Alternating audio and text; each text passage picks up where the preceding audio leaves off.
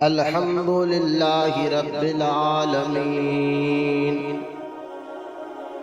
والصلاة والسلام علی سید الانبیاء والمرسلین وعلى آلہ واصحابہ اجمعین اما بعد وقال اللہ تعالی فی القرآن المجید فأعوذ باللہ من الشیطان الرجیم بسم اللہ الرحمن الرحیم یا ایہا الذین آمنوا لا تتبعوا خطوات الشیطان آمنت باللہ صدق اللہ العلی العظیم وقال اللہ تعالی فی شان حبیبہ الکریم ان اللہ وملائکتہ یصلون علی النبی یا ایھا الذین آمنوا صلوا علیہ وسلموا تسلیما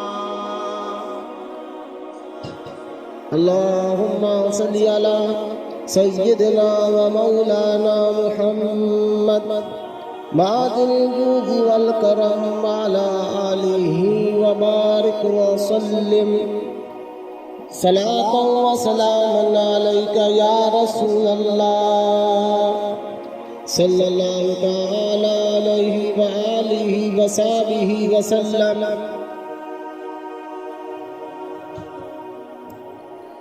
اما بعد ہر تعریف اور بڑائی صرف اللہ تعالی کے لیے ہے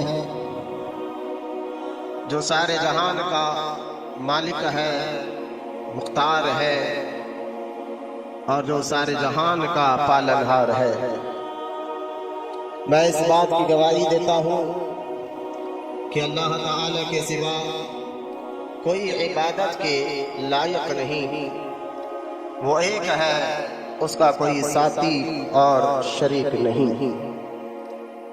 اور میں اس بات کی بھی گواہی دیتا ہوں کہ آپ کے اور ہمارے پیارے آقا اور مولا حضور نور رحمتی کونین حضرت سیدنا محمد مصطفیٰ احمدی مجتبیٰ صلی اللہ تعالی علیہ وآلہ وصحبہ وسلم اللہ تعالی کی آخری رسول اور اس کے برگزیدہ بندے ہیں۔ اللہ تعالی حضور اکرم نور مجسم رحمت عالم صلی اللہ تعالی علیہ وآلہ وصحبہ وسلم پر، اہل بیت، صحابہ کرام، تابعین اور تبع تابعین اولیاء امت پر قیامت تک بکثرت رحمتیں اور برکتیں نازل فرماتا رہے، آمین۔ محبت سے ایک مرتبہ درود شریف پڑھ لیجیے۔ اللہم صلی علی سیدنا و مولانا محمد معدن الجود والکرم وعلی آلہ وبارک وسلم صلاة و سلام علیک یا رسول اللہ صلی اللہ تعالی علیہ وآلہ وصحبہ وسلم۔ معزز سامعین اکرام، السلام علیکم ورحمۃ اللہ وبرکاتہ۔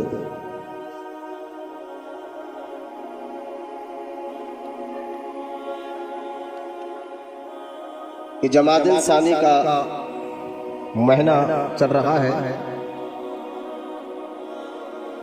آج اس مہینے کا یہ پہلا جمعہ 2025، جیسا کہ آج کا عنوان بڑا اہم ہے، آج کا موضوع، آج کا ٹاپک ہر مسلمان کو میں چاہتا ہوں جب یہ بیان اپلوڈ ہو تو اس کو غور سے سماعت فرمائے اور اس پہ اللہ تعالی ہم سب کو عمل کرنے کی توفیق بھی عطا فرمائے، آمین۔ قبل اس کے کہ آج کا عنوان پر میں آ جاؤں، سب سے پہلے طریق اہل سنت و جماعت کے مطابق ہمارا میرے پیارے آقا رحمت کونین صلی اللہ تعالی علیہ وآلہ وصحبہ وسلم کی بارگاہ اقدس میں درود و سلام پڑھنے کی اہمیت اور اس کی فضیلت کو سماعت کرتے چلے۔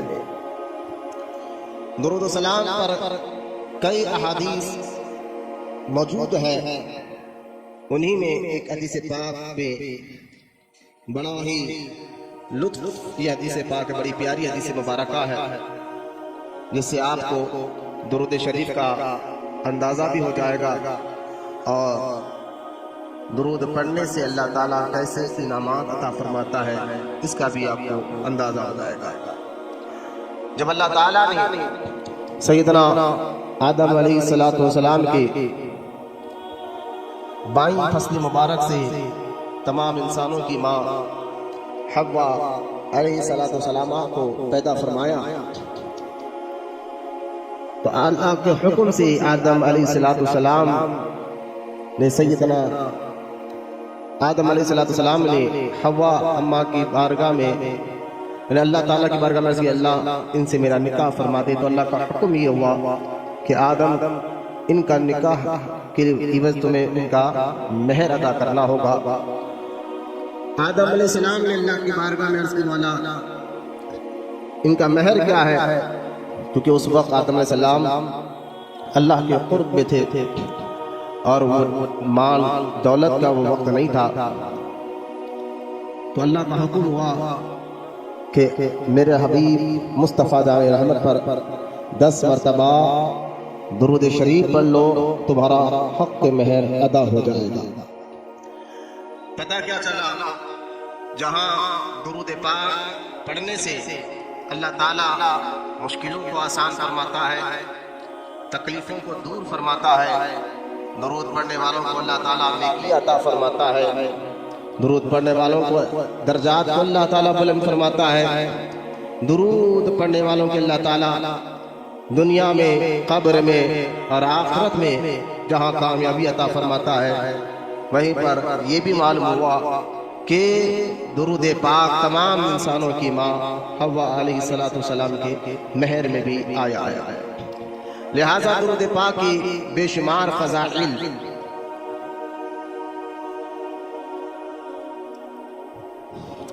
درود پاک کے بے شمار فضائل جو ہے احادیث مبارکہ میں موجود ہے۔ درود پڑھنے سے اللہ تعالیٰ نیکیاں بھی عطا فرماتا ہے، درود پڑھنے والوں کے اللہ تعالیٰ گناہ بھی معاف فرماتا ہے، درود پڑھنے والوں کے اللہ تعالیٰ درجات بھی بلند فرماتا ہے۔ اللہ کی بارگاہ میں دعا ہے اللہ ہم تمام کو کہنے سننے سے زیادہ عمل کی توفیق عطا فرمائے۔ آئیے محبت اور عقیدت کے ساتھ میرے پیارے آقا رحمت کونین صلی اللہ تعالی علیہ وآلہ وصحبہ وسلم کی بارگاہ اقدس میں درود پڑھنے کی توفیق بھی عطا فرمائے، اور آئیے درود پاک با آواز بلند میرے پیارے آقا رحمت کونین صلی اللہ تعالی کی بارگاہ میں پیش کر پڑھی، اللہم صلی علی سیدنا و مولانا محمد معدن الجود والکرم وعلى آلہ وبارک وسلم صلاۃ و سلام علیک یا رسول اللہ صلی اللہ تعالی علیہ وآلہ وصحبہ وسلم۔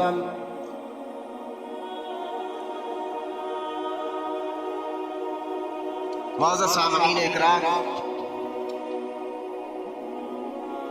یہ جمادی الثانی کا مبارک مہینہ اور یہ مہینہ جو ہے اس کو یوم ابو بکر صدیق رضی اللہ تعالی عنہ کا بھی مہینہ کہے تو کوئی غلط نہ ہوگا۔ کسی مہینے مبارک میں بعد الانبیاء بتحقیق امیر المومنین حضرت سیدنا ابو بکر صدیق رضی اللہ تعالی عنہ کا یوم وصال مبارک بھی ہوا، تو یہ مہینہ خاص طور پر خلیفہ اول بعد الانبیاء بالتحقیق امیر المؤمنین سیدنا ابو بکر صدیق رضی اللہ تعالیٰ عنہ کا بھی مہینہ ہے، اور یہ مہینہ جس کو جماعت ثانی کا مہینہ کہا جاتا ہے، خاص طور ہندوستان اور حیدرآباد دکن کے لوگ جو ہے اسے حسین شاہ ولی رحمۃ اللہ تعالیٰ علیہ کا بھی مہینہ کہتے ہیں، کیونکہ حیدرآباد دکن کے مشہور اور معروف بزرگ سرکار سیدنا حسین شاہ ولی بندہ نوازی رحمۃ اللہ تعالیٰ علیہ کا بھی عرس مبارکہ اسی مہینے میں بڑی عقیدت و محبت کے ساتھ منایا جاتا ہے۔ الغرض آج کا یہ جماعت ثانی کا مہینہ اور آج کا یہ جمعہ جو ہے، خاص طور پر ہم اور آپ، آج کا عنوان، آج کا موضوع، آج کا ٹاپک جو ہے ہمارا یہ ہے کہ اللہ تعالیٰ کی پناہ مانگو شیطان مردود سے۔ قرآن پاک میں اللہ تعالیٰ نے شیطان ابلیس کے بارے میں ایک نہیں کئی جگہ اللہ نے قرآن پاک میں ایمان والوں کو آگاہ کیا اور کہا کہ اے ایمان والوں، شیطان کے نقش قدم پر مت چلا۔ تو کہیں پر اللہ تعالیٰ نے قرآن پاک میں یہ بھی اعلان فرمایا کہ اے ایمان والوں، شیطان تمہارا کھلا دشمن بھی ہے۔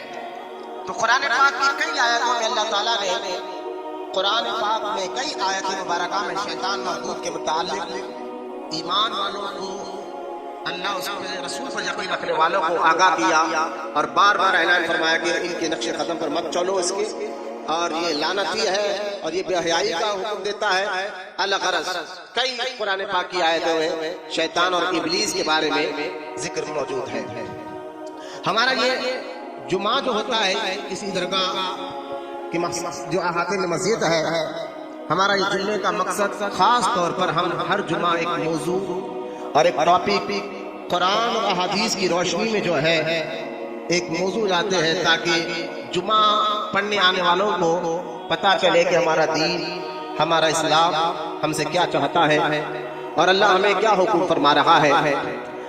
اس لیے کبھی ہم جمعہ میں عقیدے کے متعلق بھی بیان کرتے ہیں، تو کبھی ہم جمعہ میں ایمان کیا ہے، عقیدہ کیا ہے، جنت کیا ہے، دوزخ کیا ہے، فرشتے کیا ہے، اور اللہ پر ایمان لانے کا طریقہ کیا ہے، اور پھر جو ہے شرک کیا ہے، بدعت کیا ہے، کبھی ہم نماز، روزہ، حج، زکوٰۃ، تو پھر کبھی اللہ کی عطا سے ہم جو ہے حقوق العباد یعنی ماں باپ کا حق، اولاد کا حق، رشتہ داروں کا حق، پڑوسیوں کا حق، یہ سارے عنوان پر اللہ کے فضل اور اس کی عطا سے ہر جمعہ ہم جو ہے کچھ نہ کچھ ٹاپک لا کر لوگوں کے جہاں ایمان، جہاں عقیدے کو مضبوط کرنا چاہتے ہیں، وہیں پر ہم لوگوں کے جو ہے اخلاق اور عادت اور ان کی حرکتیں، ان کی مزاج میں بھی ہم سدھار کرنا چاہتے ہیں، سدھار لانا چاہتے ہیں، خاص طور ایمان والوں کے کہ ان کے اعمال بھی اچھے ہو، اخلاق بھی اچھے ہو،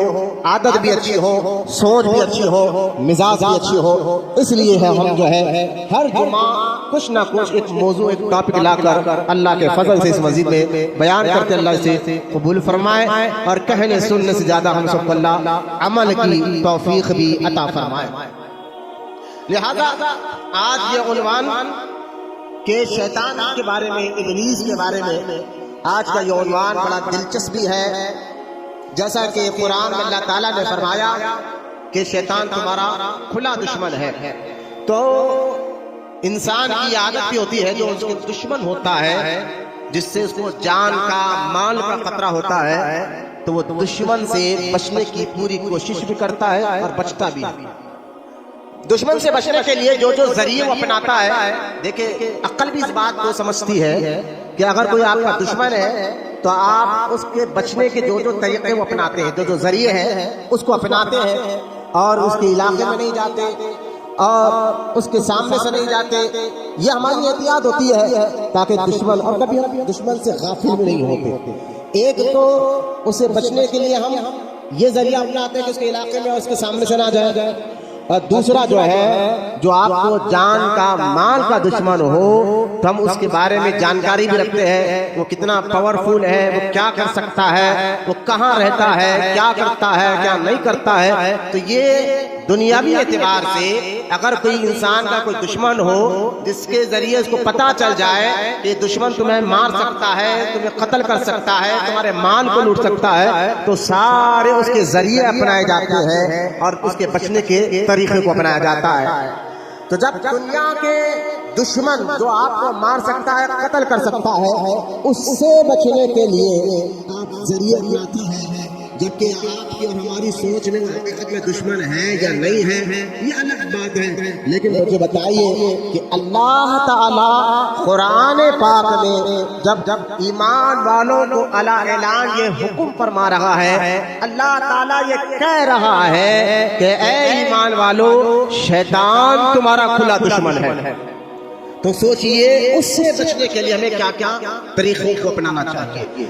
اور یہ دنیاوی جو دشمن ہوتا ہے وہ زیادہ سے زیادہ تمہیں کیا کر سکتا ہے، آپ کو اور ہمیں زیادہ سے زیادہ وہ مار سکتا ہے، ختم کر سکتا ہے، یا ہمارا مال ہمارا پیسہ لوٹ سکتا ہے۔ لیکن جو شیطان ہے جو خاص طور پر ایمان والوں کا دشمن ہے، وہ ہمیں قتل نہیں کرے گا، مار نہیں، بلکہ مین اس کی کوشش یہ ہوتی ہے کہ ہمارا ایمان اور ہمارا عقیدے کو وہ خراب کرے، اور جب دنیا سے جائے تو ہم ایمان کے ساتھ نہیں، معاذ اللہ، اللہ کو ناراض کرتے ہوئے کفر کے ساتھ جائے۔ یعنی شیطان ہمارا ایمان ختم کرنا چاہتا ہے، شیطان ہمیں اللہ پر، رسول پر ایسے وسوسے ڈال کر، ہمارے دین پر، قرآن پر ایسے وسوسے ڈال کر ہمارے ایمان کو اور ہمارے عقیدے کو کمزور کرنا چاہتا ہے۔ اس لیے قرآن پاک میں اللہ تعالیٰ نے فرمایا کہ اے ایمان والو، شیطان تمہارا کھلا دشمن ہے، اسے اپنے ایمان اور عقیدے کی پناہ مانگنے کے لیے، ایمان کو بچانے کے لیے، عقیدے کو بچانے کے لیے اللہ کی پناہ میں آ جاؤ۔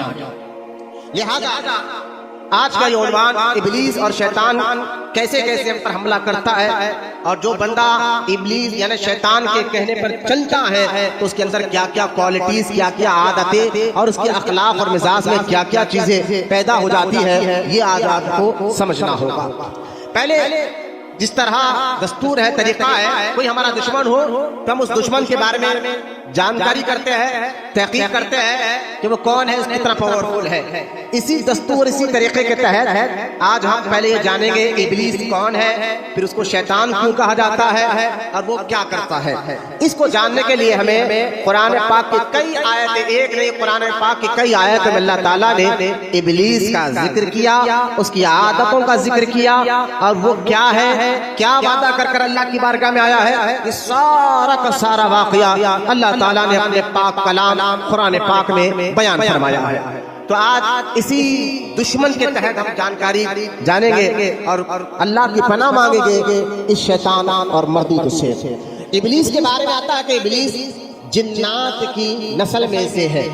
جنات کو اللہ تعالیٰ نے آگ سے پیدا فرمایا تھا، اور یہ اسی کی نسل میں سے ایک شخص ہے جس کا نام پہلے عزازیل تھا، اب اس کو ابلیس کہا جاتا ہے، اور اس کی صفت کو شیطان کہا جاتا ہے۔ تو پہلے جنات کون تھے؟ تو دیکھیں، انسان سے پہلے اس زمین پر جنات رہا کرتے تھے، اور ان جناتوں میں کچھ ایسے تھے جو اللہ کی عبادت بھی کرتے تھے، کچھ ایسے تھے جو اللہ کی نافرمانی کرتے تھے، جیسا کہ انسانوں میں کچھ اللہ کے نیک بندے ہوتے ہیں، کچھ اللہ کے نافرمان بندے ہوتے ہیں۔ جب اس زمین پر انسان سے پہلے، یہ دیکھیں یہ ساری باتیں قرآن حدیث سے، جہاں ہمیں شک نہیں آنا چاہیے، ہمارا ایمان اور عقیدے کو اللہ مضبوط فرمائے۔ جب اللہ تعالیٰ نے قرآن اور احادیث میں اعلان کر دیا گیا کہ جنات، انسان سے پہلے زمین پر جنات رہتے تھے، تو ہمیں شک کرنے کی ضرورت نہیں ہے۔ لہذا انہی جنات قوم میں جب اللہ کی نافرمانی زیادہ بڑھی تو ان جنات قوم میں سے کچھ ایسے بھی جنات تھے جو اللہ کی خوب عبادت کرتے تھے، اور قرآن میں اللہ تعالیٰ نے یہ بھی ارشاد فرمایا کہ ہم نے جنات اور انسان کو اپنی عبادت کے لیے ہی پیدا فرمایا ہے۔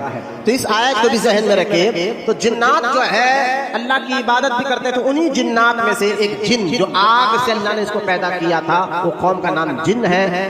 تو اسی جنات میں سے ایک جن جس کا نام زمین پر عزازیل تھا, اس نے اللہ تعالیٰ کی اتنی عبادت کی, اللہ کی اتنی عبادت کی. علماء بیان کرتے ہیں اگر عزازیل کے سجدوں کو ناپا جائے تو زمین ختم ہو جائے گی, یعنی زمین پہ رائے کے دانے کے برابر بھی جگہ باقی نہ رہیں گی. اتنے سجدے جنات میں سے جو جن عزازیل جو آگے جا کر ابلیس اور شیطان بنا ہے, اس نے اللہ کی بارگاہ میں اتنی عبادت کی ہے کہ زمین پر رائے کے دانے کے برابر جگہ باقی نہیں. اتنا اس نے سجدے کیے ہیں اور اتنے لاکھوں لاکھ برس عبادت اللہ تعالیٰ کی ہے. تو اللہ تعالیٰ اس کی عبادت کو دیکھ کر اپنا قرب عطا فرمایا, جنت میں آنے کا حکم دیا. یہاں تک کہ اللہ تعالیٰ نے اس عزازیل کو جو ہے فرشتوں کا کچھ سردار بنایا, استاد بنا دیا. کچھ فرشتوں کا کچھ فرشتوں کا استاد بنا دیا, جس سے فرشتے جو ہے عزازیل سے سبق حاصل کرتے تھے, پڑھا کرتے تھے. یعنی اتنا عبادت گزار, اتنا بڑا عالم بھی تھا ابلیس جب مردود ہونے سے پہلے.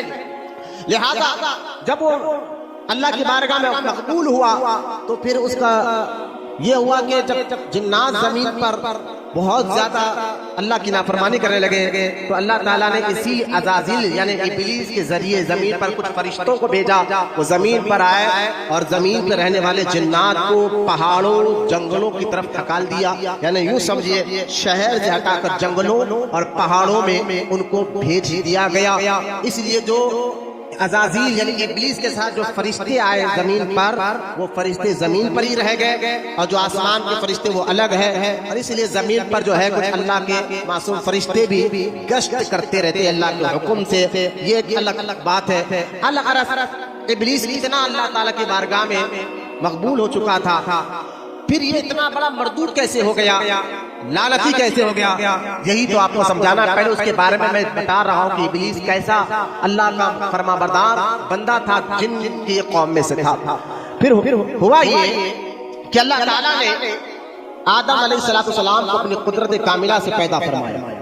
اور جب آدم علیہ السلام کی جسم پاک اور روح کو داخل فرمایا گیا, یہ ایک الگ موضوع ہے, لیکن میں سمجھانے کے لیے کہ جب جسم پاک میں اللہ تعالیٰ نے آدم علیہ السلام کی روح کو داخل فرمایا اور فرشتوں کو حکم دیا کہ فرشتوں یعنی جتنی مخلوق اس وقت آسمان میں تھی سب کو اللہ تعالیٰ کا حکم یہ ہوا کہ اب تم آدم علیہ السلام کو سجدہ کرو.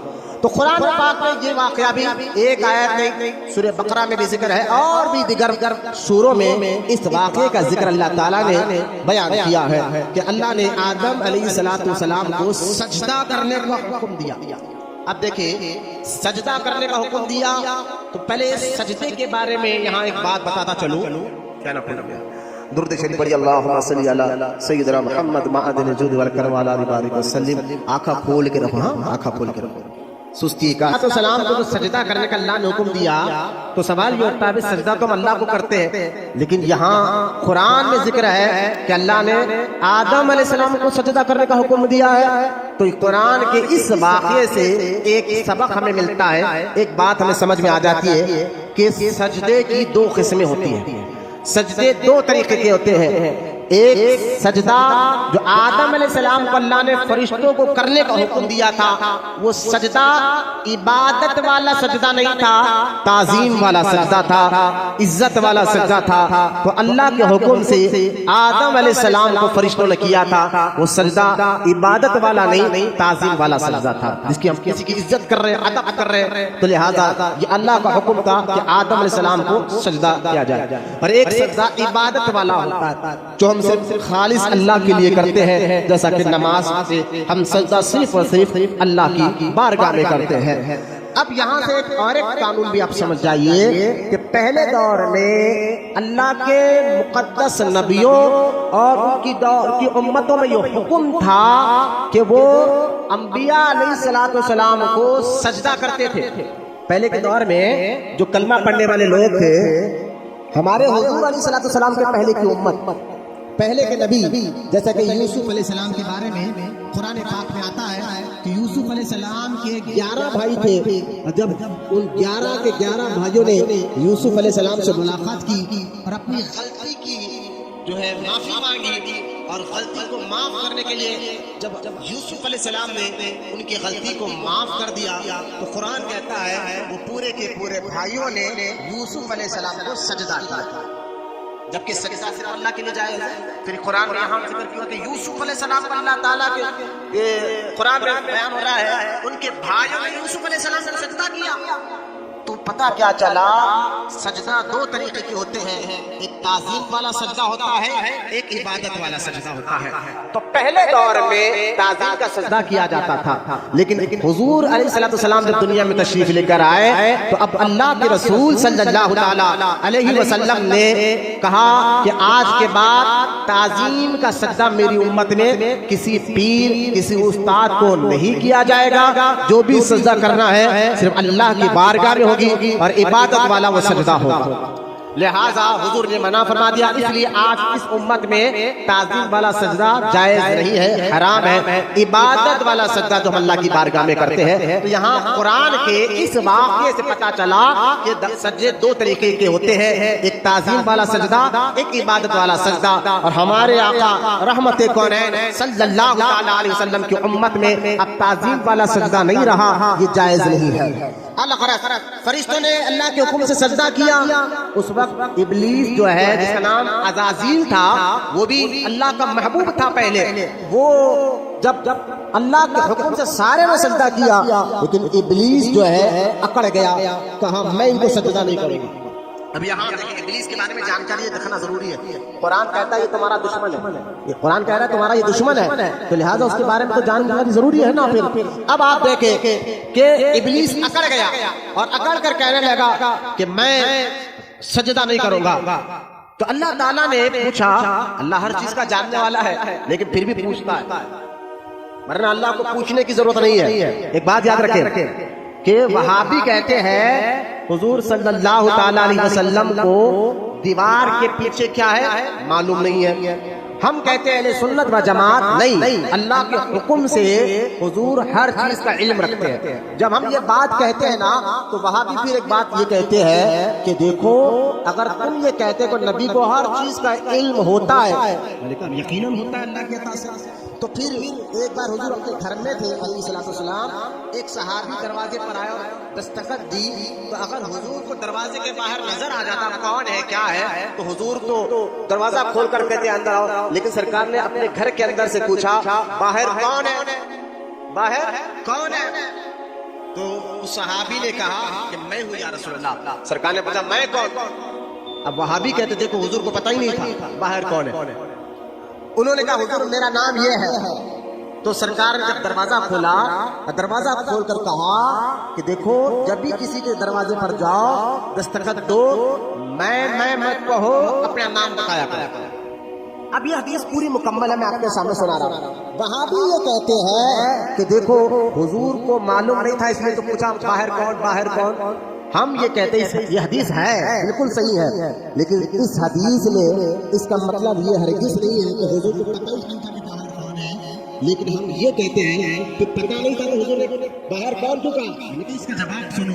حضور صلی اللہ علیہ وسلم اپنی امت کو تعلیم دینے کے لیے آئے، ان کے اخلاق، ان کے مزاج، ان کی عادت کیسی ہونا چاہیے یہ سمجھانے کے لیے آئے ہیں، یہ بتانے کے لیے آئے ہیں۔ لہذا آپ حضور صلی اللہ تعالی علیہ وسلم یہ بتانے کے لیے اگر کسی کے گھر جاؤ تو میں مت کہو، آواز دے کر اپنا نام بتایا کرو۔ یہ تعلیم دینے کے لیے سرکار نے جانتے تھے کہ باہر کون ہے لیکن پھر پوچھا میں کون ہے باہر۔ یہ سرکار ہماری اور آپ کی تعلیم کے لیے کہ کسی گھر جانا ہے تو کیسے کرنا ہے، اگر حضور بتاتے نہیں تو ہمیں پتا تھا، حضور نے بتایا تو ہمیں معلوم ہوا کہ کسی کے گھر جاؤ دروازہ کھٹکھٹاؤ تو میں نہیں کہنا ہے، نام بولنا، یہ حضور کے تعلیم سے پتا چلا۔ لہذا حضور اپنی امت کو تعلیم دے رہے ہیں۔ بلکہ ایک حدیث میں اور سناتا ہوں کہ میرے آقا صلی اللہ تعالی علیہ وسلم گھر میں جلوہ فرما ہے، باہر دروازے پہ دستک آئی، خادمہ نے کہا باہر کون؟ میرے آقا صلی اللہ تعالی علیہ وسلم نے فرمایا اپنے خادمہ کو کہ اے بریرہ دروازہ کھولو، باہر ابو بکر کھڑا ہوا ہے۔ اب مجھے بتائیے کیا حضور کو پتا ہے؟ یہ بھی حدیث رکھو، یہ بھی حدیث سامنے رکھو. تو حضور اللہ کی عطا سے باہر اندر کا سب جانتے ہیں. اللہ نے ایسا علم ہمارے نبی کو عطا فرمایا. پہلے کا مقصد یہ ہے. لیکن وہاں بھی کہتے ہیں اگر حضور کو معلوم تھا پوچھا کیوں؟ اگر حضور کو معلوم تھا تو پوچھا کیوں؟ تو ہم یہ کہتے ہیں یہاں بھی غور کریے، اللہ تو ہر چیز کا جاننے والا ہے. آپ نہیں سمجھے؟ آپ اور میں پیدا ہونے سے پہلے جنتی ہے یا دوزخی، اللہ کو اس کا علم ہے. ہمیں بنانے سے پہلے جانتا اللہ. تو کون جنت میں جائے گا، کون دوزخ میں جائے گا، اس کے انسان کے بنانے سے پہلے اللہ جانتا ہے، کیونکہ وہ عالم الغیب و شہادہ ہے، ہر چیز کا جاننے والا ہے. تو پھر اعتراض کرنے والے وہابیوں سے پوچھو کہ معلوم نہیں تھا تو پوچھا کیوں. تو میں کہتا ہوں یہاں پر بھی غور کرو، اللہ کو ہر چیز کا علم ہے. پھر ابلیس نے جب سجدہ نہیں کیا آدم علیہ السلام کو، تو اللہ جانتا تھا ابلیس کے دل دماغ میں کیا چل رہا ہے، پھر بھی پوچھتا ہے کہ تو نے سجدہ کیوں نہیں کیا. تو صرف پوچھ لینے سے یہ بات ثابت نہیں ہوتی کہ معاذ اللہ یہ پوچھنے والوں کو کسی چیز کا علم نہیں ہے. سب جانتے ہیں پوچھنے والے، یعنی اللہ کی عطا سے اس کے رسول بھی جانتے ہیں، لیکن پوچھ کر بتاتے ہیں آنے والی امت کو کہ دیکھو ایسے لوگ سے تم ہوشیار رہنا، اپنا ایمان اور اپنا عقیدہ بچا. لہذا ابلیس سے اللہ تعالیٰ نے جانتا پھر پوچھتا ہے سجدہ تو نے کیوں نہیں کیا. تو کیا معلوم یہ پتا چلا کہ اللہ کو نہیں معلوم تھا؟ بھئی معلوم ہے. پوچھتا اس لیے ہے تاکہ آج اللہ نے پوچھا، ابلیس نے جواب دیا، اس سے ہمیں پتا چلا کہ ابلیس کے دل دماغ میں، ہمیں پتا چلا کہ کیا چل رہا تھا. اللہ تو جانتا تھا، اللہ تو جانتا تھا، ہمیں پتا چلا ہے کہ ابلیس کے دل دماغ میں کیا چل رہا تھا. لہذا ابلیس نے کہا کہ اللہ تجھے 1000 سجدے کروں گا ابھی، لیکن میں آدم کو سجدہ نہیں کروں گا، اس لیے کہ میں آگ سے بنا ہوں، اور آگ کا کام کیا ہے، ہمیشہ جلاؤ جلاؤ اونچی جاتی ہے، اٹھتے رہتی ہے. میں آگ سے بنا ہوں اور یہ مٹی سے بنے ہیں، مٹی ہمیشہ زمین کے نیچے رہتی ہے، آگ اوپر رہتی ہے. لہذا ایک اس نے یہ کہا تکبر کا کہ آگ ہمیشہ اونچی رہتی ہے، یا اللہ آدم سے میں افضل ہوں علیہ الصلوۃ والسلام. یہ ابلیس نے دعویٰ کیا. تو اس سے پتا چلا کہ ابلیس نے سب سے پہلے تکبر کیا اور کہا کہ میں اس سے بڑا ہوں. تو تکبر اللہ کو پسند نہیں ہے. تو لہٰذا ایک تو اس نے یہ کہا. دوسری بات ابلیس نے یہ کہی کہ یا اللہ اس کو سجدہ کیوں کہوں، کیوں کروں، جبکہ یہ ایک عام بشر ہے، عام آدمی ہے، عام انسان ہے، عام آدمی، عام انسان، عام بشر ہے، میں اس کو سجدہ نہیں کرتا. اس سے پتہ یہ بھی چل گیا کہ نبیوں کو اپنی طرح عام انسان سمجھنا، نبیوں کو اپنی طرح عام بشر سمجھنا یہ ایمان والوں کا کام نہیں ہے، یہ ابلیس کا کام تھا جو آج کے دور میں وہابی کر رہے ہیں.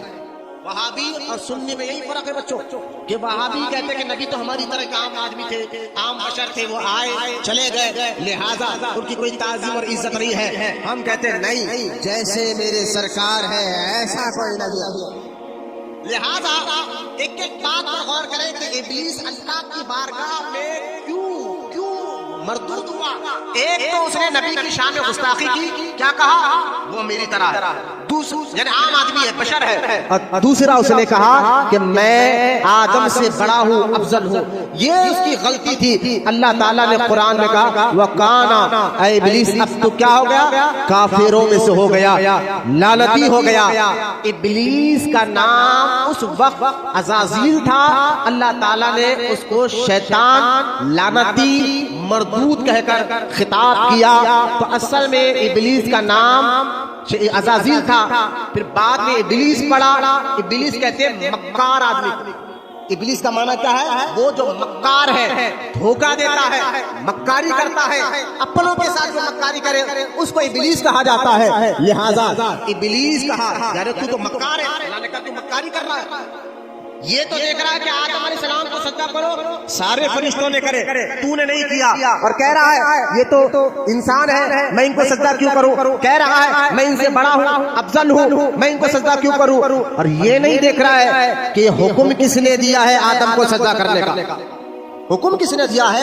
یہ اللہ تعالیٰ نے حکم دیا تھا آدم علیہ السلام کو سجدہ کرنے کا. لہذا فرشتوں نے جب دیکھا کہ ابلیس نے اللہ کے حکم سے آدم کو سجدہ نہیں کیا اور ابلیس جو چہرہ اس کا نورانی تھا اللہ کی نافرمانی کرنے کی وجہ سے چہرے کا نور ختم ہوا, چہرہ بگڑ گیا, تو فرشتے کہتے ہیں یا اللہ تیرا شکر ہے ہم نے تیری نافرمانی نہیں کی, تیرا شکر ہے ہم نے تیرے عطا سے تیری نافرمانی نہیں کی. پھر دوسری مرتبہ فرشتوں نے سجدے میں چلے گئے. لہذا میں کہنے کا مقصد یہ ہے کہ ابلیس نے پھر جب دیکھا میں تو مردود ہو گیا, میں تو لعنتی ہو گیا, اللہ نے مجھے لعنتی بنا دیا, تو ابلیس نے اللہ کی بارگاہ میں عرض کی یا اللہ میں یہ چاہتا ہوں. اب دیکھیں ایک ایک بات پر غور کریں. قرآن کہتا ہے ایمان والو شیطان کے نقش قدم پر مت چلو. قرآن کہتا ہے ایمان والو یہ ابلیس جو شیطان ہے تمہارا جانی مانی نہیں ایمانی دشمن ہے, وہ تمہارا ایمان نہیں چاہتا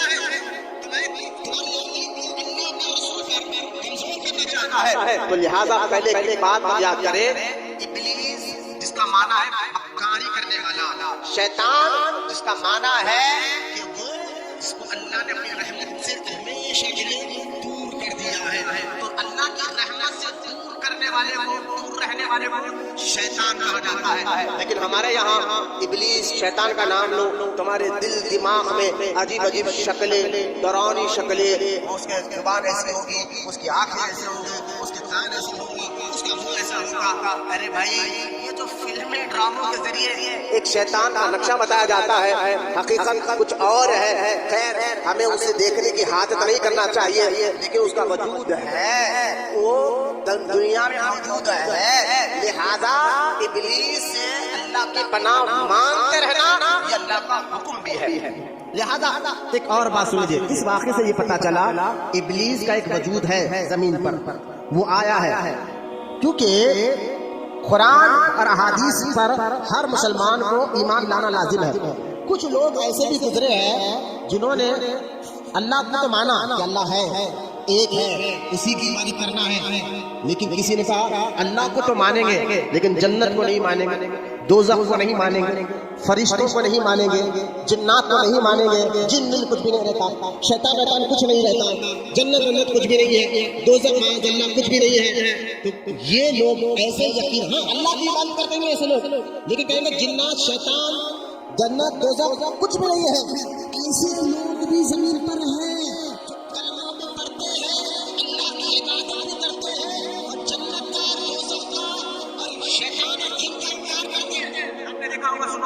کہ یار شیطان جن کیا میں نہیں مانتا, تو ایسے لوگ بھی کلمہ پڑھ کر بھی مسلمان نہیں ہو سکتے, وہ کافر ہو جاتے. آپ کہیں گے ایسا کیسا, ایسے لوگ بھی ہیں. ہاں دیکھیں جنات کا وجود ہے. قرآن میں اللہ تعالیٰ نے ایک جگہ نہیں کئی جگہ قرآن میں ذکر کیا جنات اور ابلیس کا, بلکہ قرآن میں ایک سورہ ہے, اس سورے کا نام سورہ جن ہے, سورے کا نام ہی جنات والا سورہ ہے. اب مجھے بتائیے کہ جب جنات قرآن میں ایک سورہ جس کا نام سورہ جن ہے اور پھر یہ کہنے جنات شیطان کچھ نہیں رہتے, یہ سب بولنے کی باتیں ہیں, تو پھر وہ مسلمان نہیں ہو سکتا. کیونکہ اللہ کو مانو تو اللہ کی بھی ماننا پڑے. یہ کہ اللہ کو تو مانو لیکن اللہ کی نہ مانو, یہ ماننے کا صحیح طریقہ نہیں ہے. آپ کہیں گے ایسے لوگ ہیں مولانا جو جنات کو نہیں مانتے, فرشتوں کو نہیں مانتے, دوزخ کو نہیں مانتے. میں نے کہا آپ سن کے حیران ہوں گے. وہ کہتے اگر تم اچھے عمل کر رہے ہو تو تم فرشتوں کی طرح ہے, تم غلط عمل کر رہے ہو تم شیطان کی طرح ہے, لیکن فرشتوں کا وجود نہیں ہے, جنات اور ابلیس کا وجود نہیں ہے. میں کہتا ہوں ایسا کہنے والے مسلمان نہیں ہو سکتے. آج کے دور میں بھی ایسے لوگ پائے جاتے ہیں. ایسا عقیدہ سب سے پہلے کہ جنات کا انکار کرنے والا, فرشتوں کا انکار کرنے والا, جنت کا انکار کرنے والا, دوزخ کا انکار کرنے والا, آپ جانتے ہیں کون ہے؟ سن کر حیران ہو جائیں گے آپ. سب سے پہلے جنات کا, جنت کا, دوزخ کا, فرشتوں کا انکار کرنے والا آج زمین پر ایک شخص گزرا ہے جس کی وجہ سے اس کے فالوورز بھی بہت گزرے ہیں. اس کا نام تھا سر سید احمد رائے بریلی.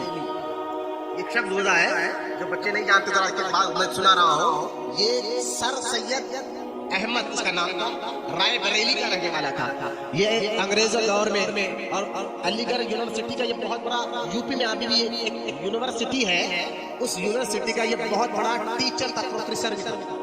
اس کا نام سر سید احمد تھا.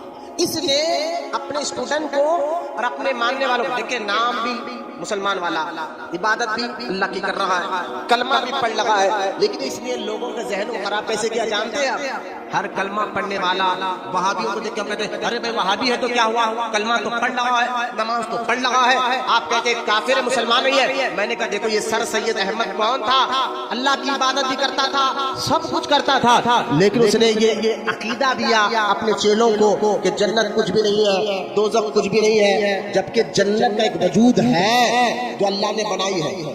بولے سبحان اللہ، یعنی صرف خیالی بات نہیں ہے، بولے محبت سے سبحان اللہ۔ آپ کو سمجھے میں کہنا کیا ہے؟ جنت کا ایک اپنا وجود ہے، دوزخ کا ایک اپنا وجود ہے، فرشتے ہیں الگ سے، جنات ابلیس ہے الگ سے، یہ صرف خیالی باتیں نہیں ہے بلکہ ان پر ایمان لانا ایسا ہی لازم اور ضروری ہے جیسا ہم اللہ پر ایمان لا کر کہتے ہیں وہ ہے، ایک ہے اور اسی کی ہم عبادت کرتے ہیں۔ تو سید رائے بریلوی اس شخص نے اپنے اسٹوڈنٹ کو کہا کہ جنات کچھ نہیں ہوتے، فرشتے کچھ نہیں ہوتے، اور ایسی باتیں کہی تو معاذ اللہ یہ سیدھا سیدھا قرآن کی آیتوں کا انکار ہے کہ قرآن کو کچھ آیت کو مانو، کچھ قرآن کی آیتوں کو نہ مانو۔ یہ مومن کا طریقہ نہیں ہے، یہ مسلمان کا طریقہ نہیں ہے۔ مسلمان تو قرآن کی پوری آیتوں پر ایمان لاتا ہے، پورے کے پورے قرآن پر ایمان لاتا ہے۔ تو لہٰذا میں آپ کو سمجھانا چاہتا ہوں کہ ابلیس کا ایک وجود ہے، ابلیس کا نام خیالت نہیں ہے، اس کا ایک اپنا وجود ہے جیسا آپ کا میرا وجود ہے۔ آپ کہیں گے عبداللہ، آپ کا مثال کے طور پر آپ کا نام عبداللہ ہے، میں کہوں گا وہ خیالوں میں سامنے نہیں ہے۔ ارے کہیں گے مولانا میں آپ کے سامنے بیٹھا ہوا ہوں، نام عبداللہ بھی میں آپ کے سامنے بیٹھا ہوا ہوں، تو لہٰذا بھائی نام اسی کا ہوتا ہے جس کا کوئی وجود ہو، نام اسی کا ہوتا ہے جس کا کوئی وجود ہو۔ جیسا کہ آپ دیکھیں اگر کوئی کہے یہ آسمان وغیرہ کچھ نہیں ہے، ایک مولانا کے سامنے ایک آزاد خیال والا آدمی کہے یہ آسمان کچھ نہیں ہے، بس ایک کراڈ ہے، قبر ہے جو کھڑا ہوا ہے، تو اس مولانا نے ان کو سمجھایا تھا کہ جناب آپ کے کتنے بیٹے ہیں؟ کہا ایک ہی بیٹا ہے، تو اس کا نام کیا ہے؟ کہا عبداللہ۔ تو مولانا نے کہا یا اللہ ان کے بیٹے عبداللہ اور عبد الرحمن دونوں کو سلامت۔ اور مولانا وہ جنٹلمین کہنے لگا یہ کیا بات ہوئی، بیٹا ایک ہی ہے میرا اور آپ دو بیٹوں کا نام کیوں لے رہے ہیں؟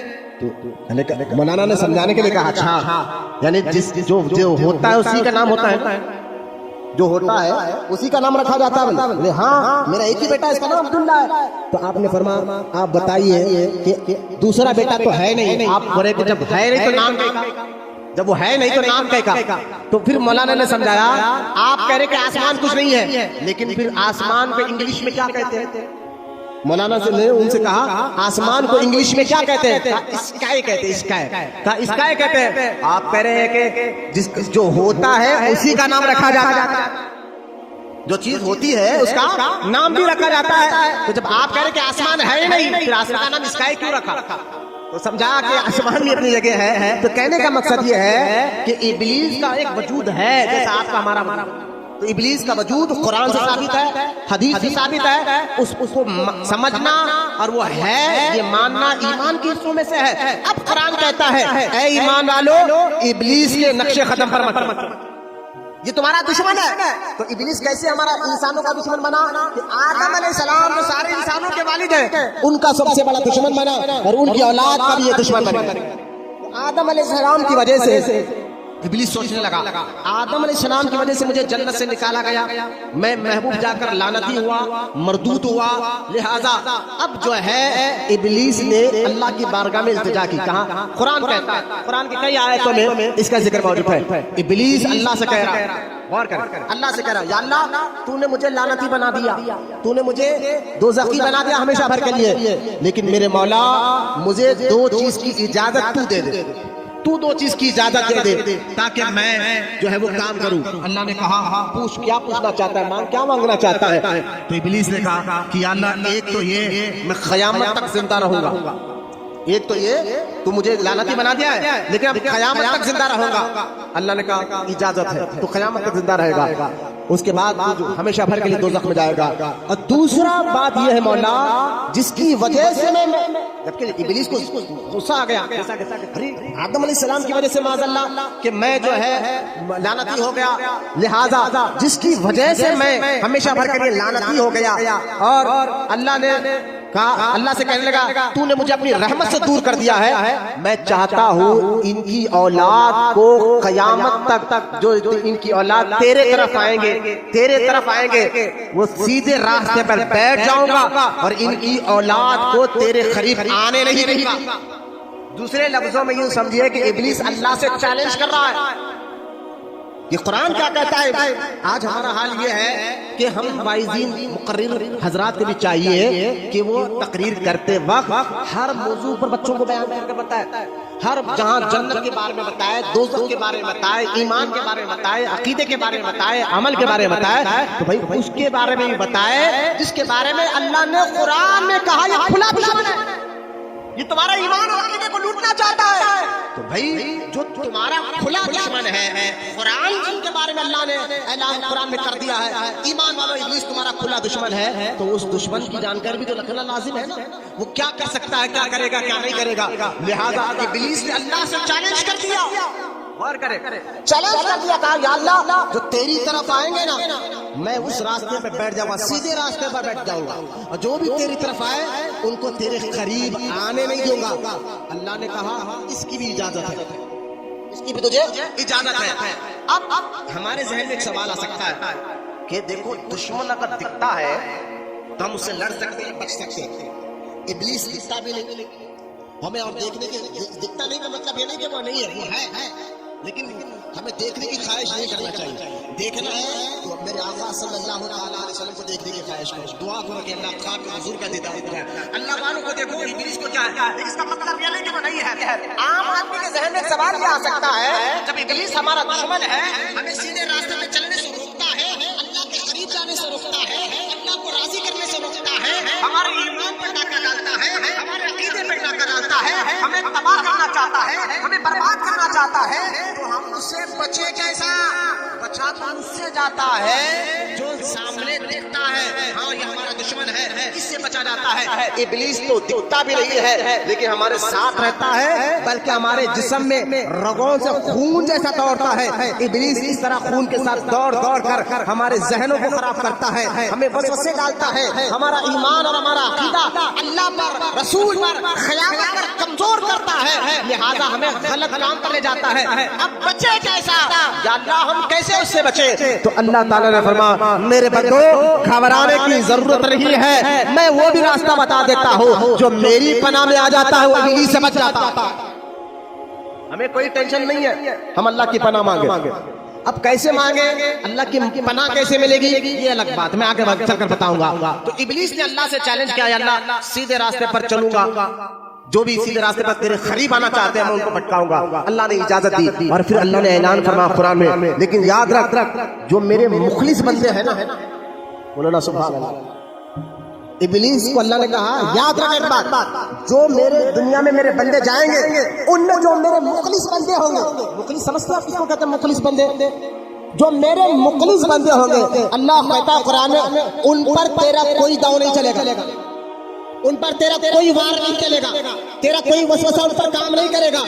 ابلیس بھی کہنے لگا کہ یا اللہ میں اس بات کو مانتا ہوں جو تیرے مخلص بندے ہیں وہ ان پر میرا کوئی وار، میرے کوئی چال اور میرا کوئی داؤ نہیں چلے گا۔ تو لہذا پتہ کیا چلا کہ اللہ کے بندوں میں ان بندوں پر ابلیس کا اثر نہیں ہوتا، اس کی باتوں کا اثر نہیں ہوتا، وہ بندہ مخلص ہونا چاہیے۔ اب کہیں گے مولانا مخلص کہتے کس کو ہے؟ تو مخلص اس کو کہتے ہیں جو کام کرتا ہے ہر کام اللہ کی رضا کے لیے کرتا ہے، اس کو مخلص کہتے ہیں۔ اور مخلص بندے پر اللہ کا، ابلیس کا کوئی وار، ہمیں ہر کام میں سب سے پہلے ابلیس کے وار سے بچنا ہے، جو ہمارے ساتھ رہ رہا ہے، ہمارے جسم میں خون کے ساتھ دوڑتا ہے، اس کے خیالات، اس کے وسوسے سے بچنا ہے، اللہ کی پناہ مانگنا ہے۔ تو اللہ کی پناہ ہمیں آنے کا ایک ذریعہ یہ ہے کہ بندہ مخلص بن جائے ہر کام میں۔ یعنی نماز پڑھنے آپ آ کے نہ بیٹھے، کس لیے بیٹھے؟ ٹائم پاس کے لیے بیٹھے؟ آپ اپنے آپ سے سوال کریں کس لیے آپ مسجد میں؟ ٹائم پاس کے لیے آئے؟ میں کہوں گا بھائی ٹائم پاس کے لیے تو ہوٹلیں بھی ہیں، ٹائم پاس کرنے کے لیے چبوترے بھی ہیں۔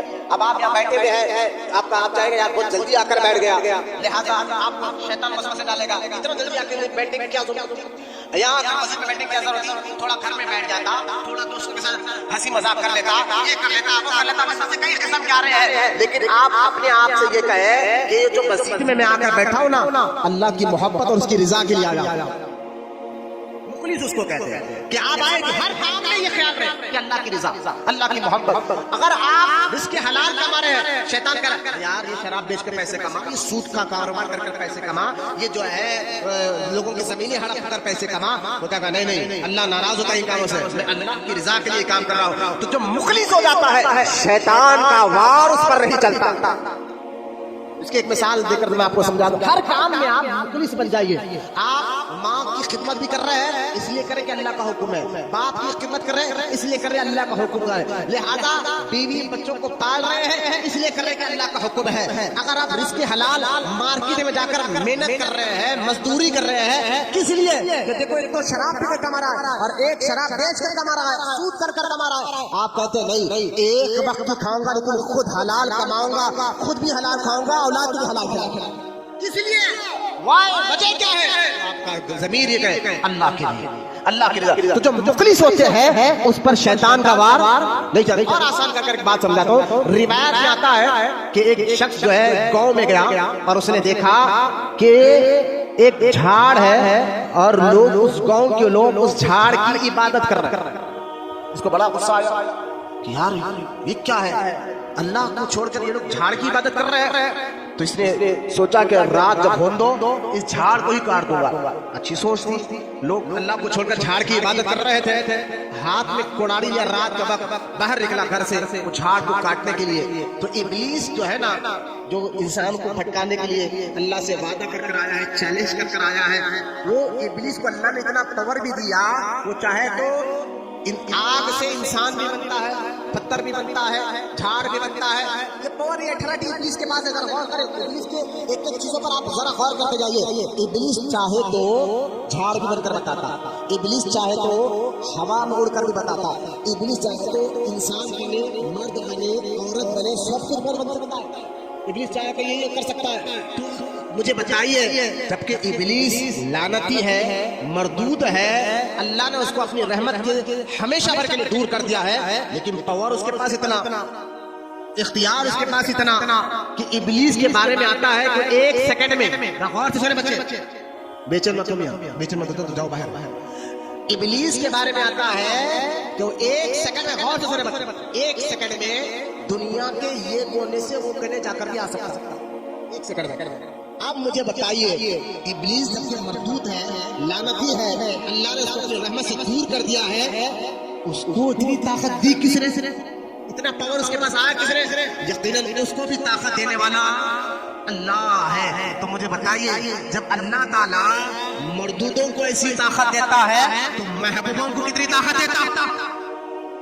غور کرتے جائیے.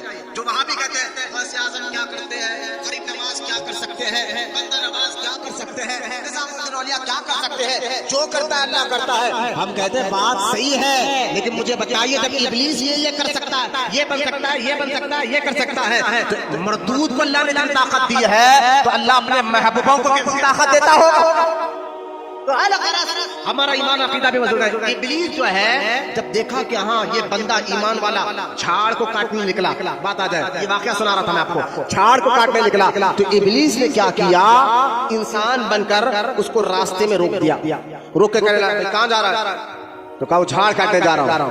تھا ابلیس ہو, انسان بن کر روکا, کہاں جا رہا ہے, کہا جھاڑ کاٹنے جا رہا ہوں. کیوں کاٹنے جا رہا ہے؟ اس نے ایمان والے نے کہا دیکھتا نہیں لوگ اللہ کو چھوڑ کر جھاڑ کی عبادت کر رہے ہیں, لہذا اب مجھے برداشت نہیں ہوگا کیونکہ میں اللہ سے محبت کرتا ہوں, اب وہ جھاڑ کو کاٹ کر بتاؤں گا. تو ابلیس نے کہا میں تجھے کاٹنے نہیں دوں گا. اب دونوں میں بحث شروع ہو گئی. جب کاٹنے نہیں دے گا تو بحث اتنی بڑی کہ کشتی ہو گئی, آپس میں لڑ لیے. تو اس ایمان والے نے ابلیس کو اٹھا کر زمین پر پٹک دیا. غور سے سنیں خدمت, ابلیس کو اٹھا کر کیا کیا, زمین پر پٹک دیا اور سینے پہ بیٹھ کر مار رہا تھا. تو ابلیس نے دیکھا اب اس سے لڑ نہیں سکتے, طاقت زیادہ ہے نا, ایمان کی طاقت ہے, اللہ رسول کی محبت کی طاقت ہے, لڑ نہیں سکتے. تو ابلیس نے ایک چال کیا, کہا ایک کام کر بھائی, تو جھاڑ کو مت کاٹ, اس کے بدلے میں تجھے روزانہ 1 درہم دے دوں گا. کیونکہ الذی یوسوس فی صدور الناس، قرآن میں اللہ کہتا ہے اللہ کی پناہ میں آؤ شیطان مردود الانسان نما شیطان کے وسوسے ڈالتا ہے کہ ایک روزانہ 1 درہم دوں گا اس کے بدلے تو جھاڑ مت کاٹ۔ اب وہ شخص کہنے لگا اس نے چھوڑ دیا، میں تیرے کو چھوڑ دوں، جھاڑ بھی نہیں کاٹوں گا لیکن پیسے ملنا چاہیے، ہاں مل جائے۔ 1 دن پیسے ملے، 2 دن ملے، تیسرے دن پیسے نہیں ملے، 2 دن پیسے ملے۔ غور سے سنیں آپ، جادوگر جو ہے 1 دن 2 دن اچھے کر کے بتاتے ہیں، ابلیس کے چیلے ہوتے ہیں، بعد میں جو ہے وہ بندہ اور پریشان ہو جاتا ہے۔ چند منٹ کی خوشی کے لیے اللہ کو ناراض نہیں کرنا چاہتا ہے، لہٰذا ابلیس 2 دن تک پیسے دے کر تیسرے دن پیسے نہیں ملے، اور پھر یہ کوڑاڑی لیا آپ نے، آپ تو جھاڑ کو کاٹوں گا، ہاں 2 دن پیسے ملے، تیسرے دن نہیں ملے، پھر ابلیس رکا رستے میں، اب کیوں جا رہا ہے؟ جھاڑ کاٹ دو گا، کاٹ نہیں دو گا، پھر کشتی ہوئی۔ اب کی بار کیا ہوا؟ ابلیس نے اس کو اٹھا کر پٹک دیا۔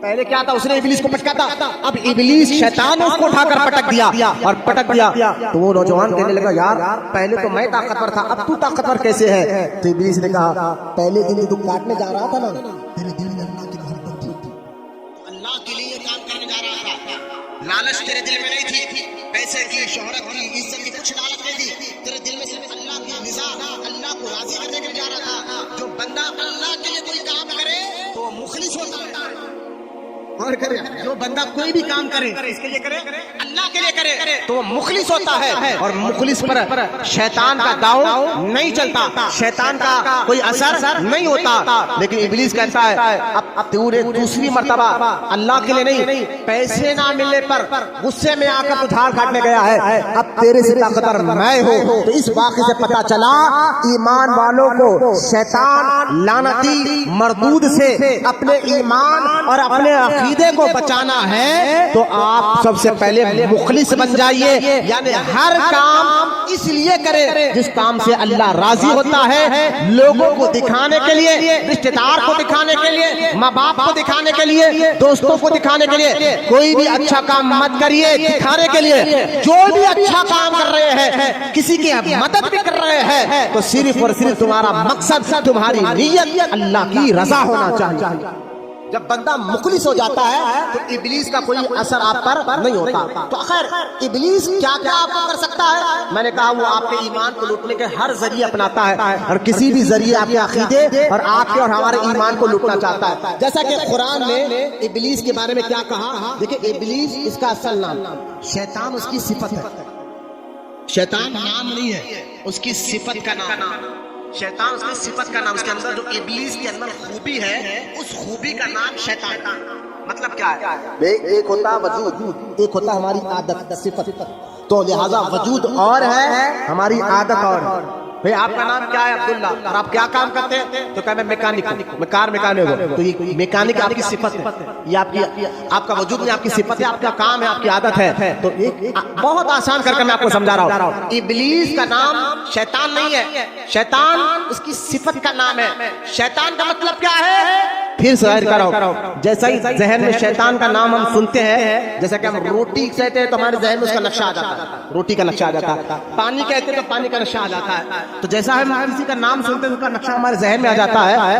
شیطان کہتے ہیں بری شکلیں آ جاتے ہیں، نہیں وہ شکلیں ایسا نہیں ہے، بلکہ جیسا ہی شیطان کا ہے تو ہمارے ذہن میں یہ آ جانا چاہیے وہ جو تمہیں اللہ سے دور کرنا، وہ جو تمہیں اللہ سے دور کرنا چاہتا ہے۔ لہذا شیطان کا معنی ہے وہ جو اللہ سے دور ہو چکا، جو اللہ سے دور ہو چکا ہے۔ تو ابلیس کا صفت، ابلیس کی عادت شیطان ہے، وہ تمہیں جیسا وہ خود اللہ سے دور ہو گیا ہے، لعنتی ہو گیا ہے، ایسا ہی آپ اور ہمیں اللہ کی رحمت سے دور کرنا چاہتا ہے۔ اس سے 2 باتیں معلوم ہوئے کہ ایک تو وہ شیطان کا معنی یہ کہ وہ جو اللہ سے آپ کو دور کرنا چاہے، اللہ کی رحمت سے دور کرنا چاہے، اور دوسری بات یہ بھی معلوم ہوئی جو انسان ہے، وہ انسان جو آپ کو نیک کام سے روکے، اچھے کام سے روکے، جیسا کہ بعض دوست ہوتے چھوڑو یار مسجد میں بعد میں دیکھ لیں گے، چل ذرا شراب پینے چلے، چور کے اڈوں پر جائے، زنا کے اڈوں پر جائے۔ جو انسان تمہیں برے کام کرنے ساتھ لے کر چلے، برے کام کرنے سے تمہیں ساتھ لے کر چلے، اچھے کام کرنے سے روکے، وہ بھی شیطان ہوتا ہے۔ शैतान सिर्फ वो नहीं जो इब्लीस है, वो भी शैतान है। अगर वो इंसान है लेकिन उसके अंदर शैतान जैसी आदतें आ गई है जो तुम्हें अल्लाह के का राजी करने वाले काम नहीं करने देता, बल्कि अल्लाह को नाराज करने वाले काम कराता है। कहता है छोड़, आज तो नमाज क्या पढ़ेंगे, आज तो फला मौज करेंगे, मस्ती करेंगे। लिहाजा शैतान तुम्हें जो है अल्लाह ताला से दूर कर कर दोज़ख तक पहुंचाना जाता है। लेकिन आज क्या हो गया, इस शैतान के बारे में, इब्लीस के बारे में कुछ तकरीर नहीं हो रही है, तो लोगों को ऐसे गाफिल कर दिया गया है कि लोग समझते हैं बस कलमा पढ़ लिया हम डायरेक्ट कैसा भी जन्नत में जाने वाले। जबकि कुरान और अहादीस में आप देखा जाए, कई ईमान वाले ईमान लाने के बावजूद भी जो है दोज़ख में जाएंगे। क्यों जाएंगे? वजह क्या है जाने की? वजह यही रहेगी कि वो ईमान लाने के बावजूद भी या तो नमाजें छोड़े होंगे, या तो रोजा छोड़ा होगा, माल होने के बावजूद भी या तो हज नहीं किया होगा, ज़कात नहीं दिया होगा, ताकत का गलत फायदा उठाकर गरीबों, यतीमों, बेवाओं, बेसहारों को लूटा होगा, मारा होगा। मुझे बताइए, एक गरीब आदमी का आप मान लूट ले और आप उसके जमीन हड़प ले, आप उसको मारे, कत्ल करे, फिर भी ये सोचे कि मैं जन्नत में जाऊंगा? अक्ल भी कहती है कैसे हो सकता है? एक गरीब इंसान को मार कर कत्ल कर कर भी तुम जन्नत में जाने की ख्वाहिश कैसे कर सकते हो? अक्ल भी कहती है ये इंसाफ नहीं है। इंसाफ किसको कहते हैं? तराजू। इंसाफ का तकाजा क्या है? जिसको आप तकलीफ दे रहे हैं उससे आपको माफी मांगना होगा, उसको आपको राजी करना होगा। अगर वो माफ कर दे और आपसे राजी हो जाए तो अल्लाह भी आपसे राजी हो जाए। तो लिहाजा हमारा हाल ये हो गया है, एक तो ये कि इब्लीस के बारे में सही इंफॉर्मेशन नहीं होने की वजह से हमारे ज़हन में कुछ भी करो आखिर में जन्नत नहीं जाना, ये ज़हन बन गया आम मुसलमानों का। कुछ भी करो आखिर में जन्नत में जाने का। दोज़ख, अल्लाह का खौफ खत्म हो गया। दोज़ख यानी अल्लाह को नाराज कर रहे हैं, जो काम करो भाई नमाज पढ़ लिए ना बस हम जन्नत हमारे कैसा भी जाना है। अरे भाई जैसा नमाज पढ़ना जरूरी था ऐसा ही मार्केट में आकर इंसाफ से सामान बेचना भी जरूरी था। हाँ, किसी को धोखा देकर कपड़ों में आए हैं, माल में आए हैं, 2 नंबर माल को असली ओरिजिनल कहकर झूठी कस्में खा कर माल बेचते हो। मैंने कहा जहाँ नमाज पढ़ना जरूरी है 2 नंबरी करना से बचना भी जरूरी है। लेकिन नहीं, हम समझते नमाज पढ़ ली जन्नत में। एक तो सिर्फ नमाज ही को हमने सब कुछ समझ लिया और कहा कि कंफर्म जन्नत में जाएंगे, जबकि नमाज भी देख कर पढ़ने से नहीं आती, सीख कर पढ़ने से आती है।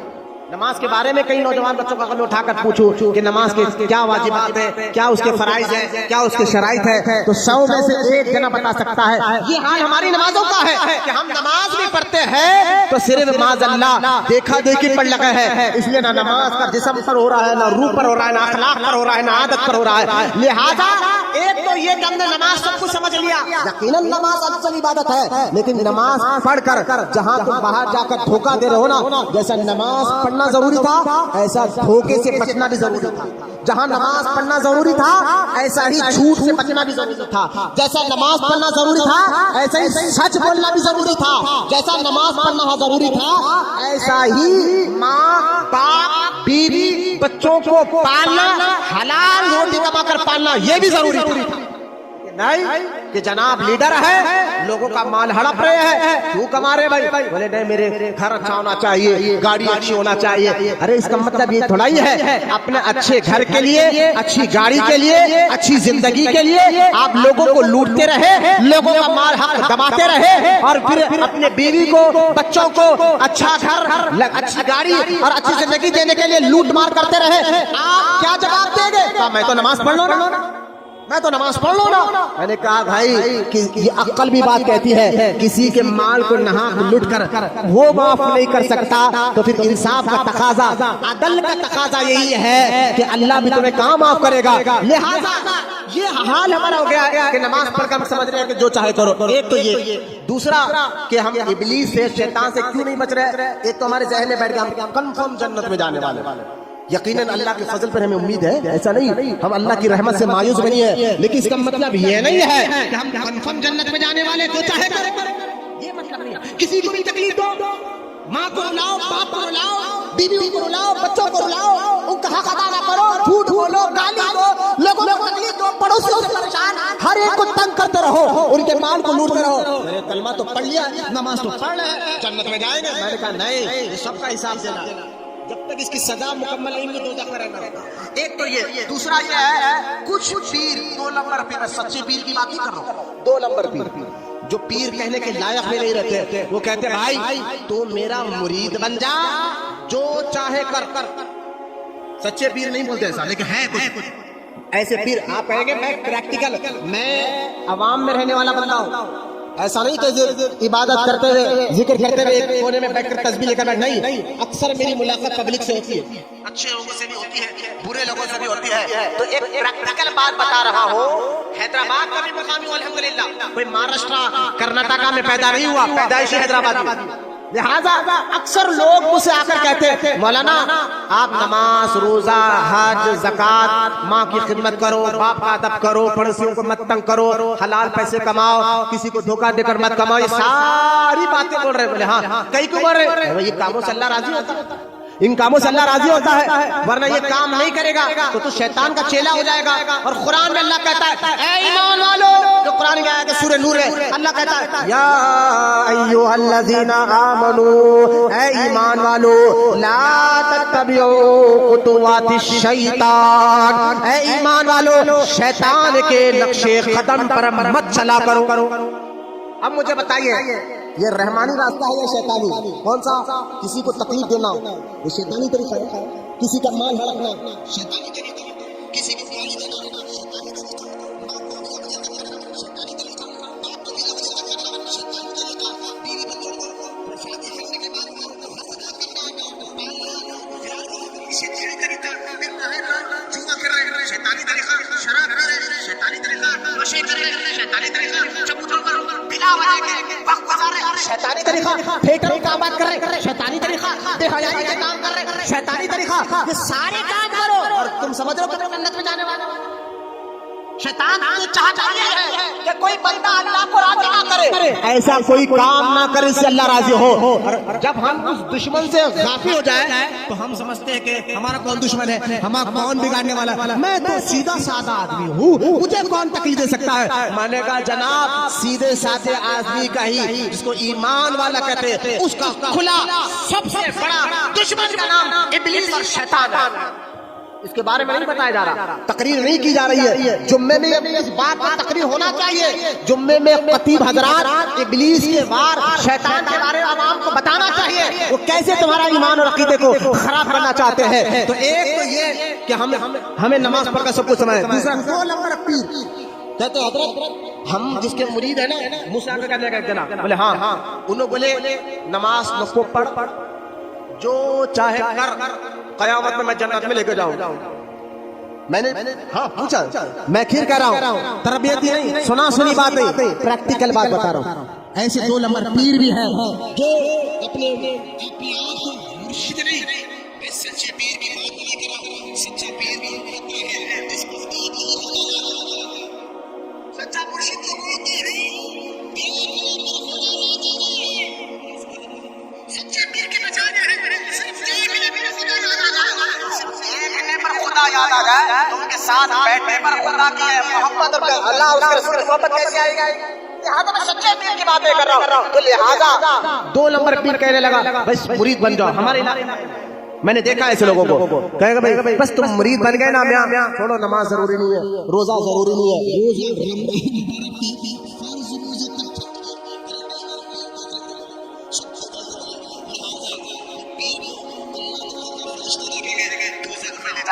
میں نے کہا سچے پیروں کو بڑا کرو، ان 2 نمبر پیروں کے پیچھے کیا پڑے ہو جو تمہارے آخرت کا خوف نکال دے، دوزخ کا ڈر نکال دے، اللہ کا خوف نکال دے. تمہیں بے حیا، بے شرم، بے مرید بنا دے. سچا پیر نہیں ہوتا.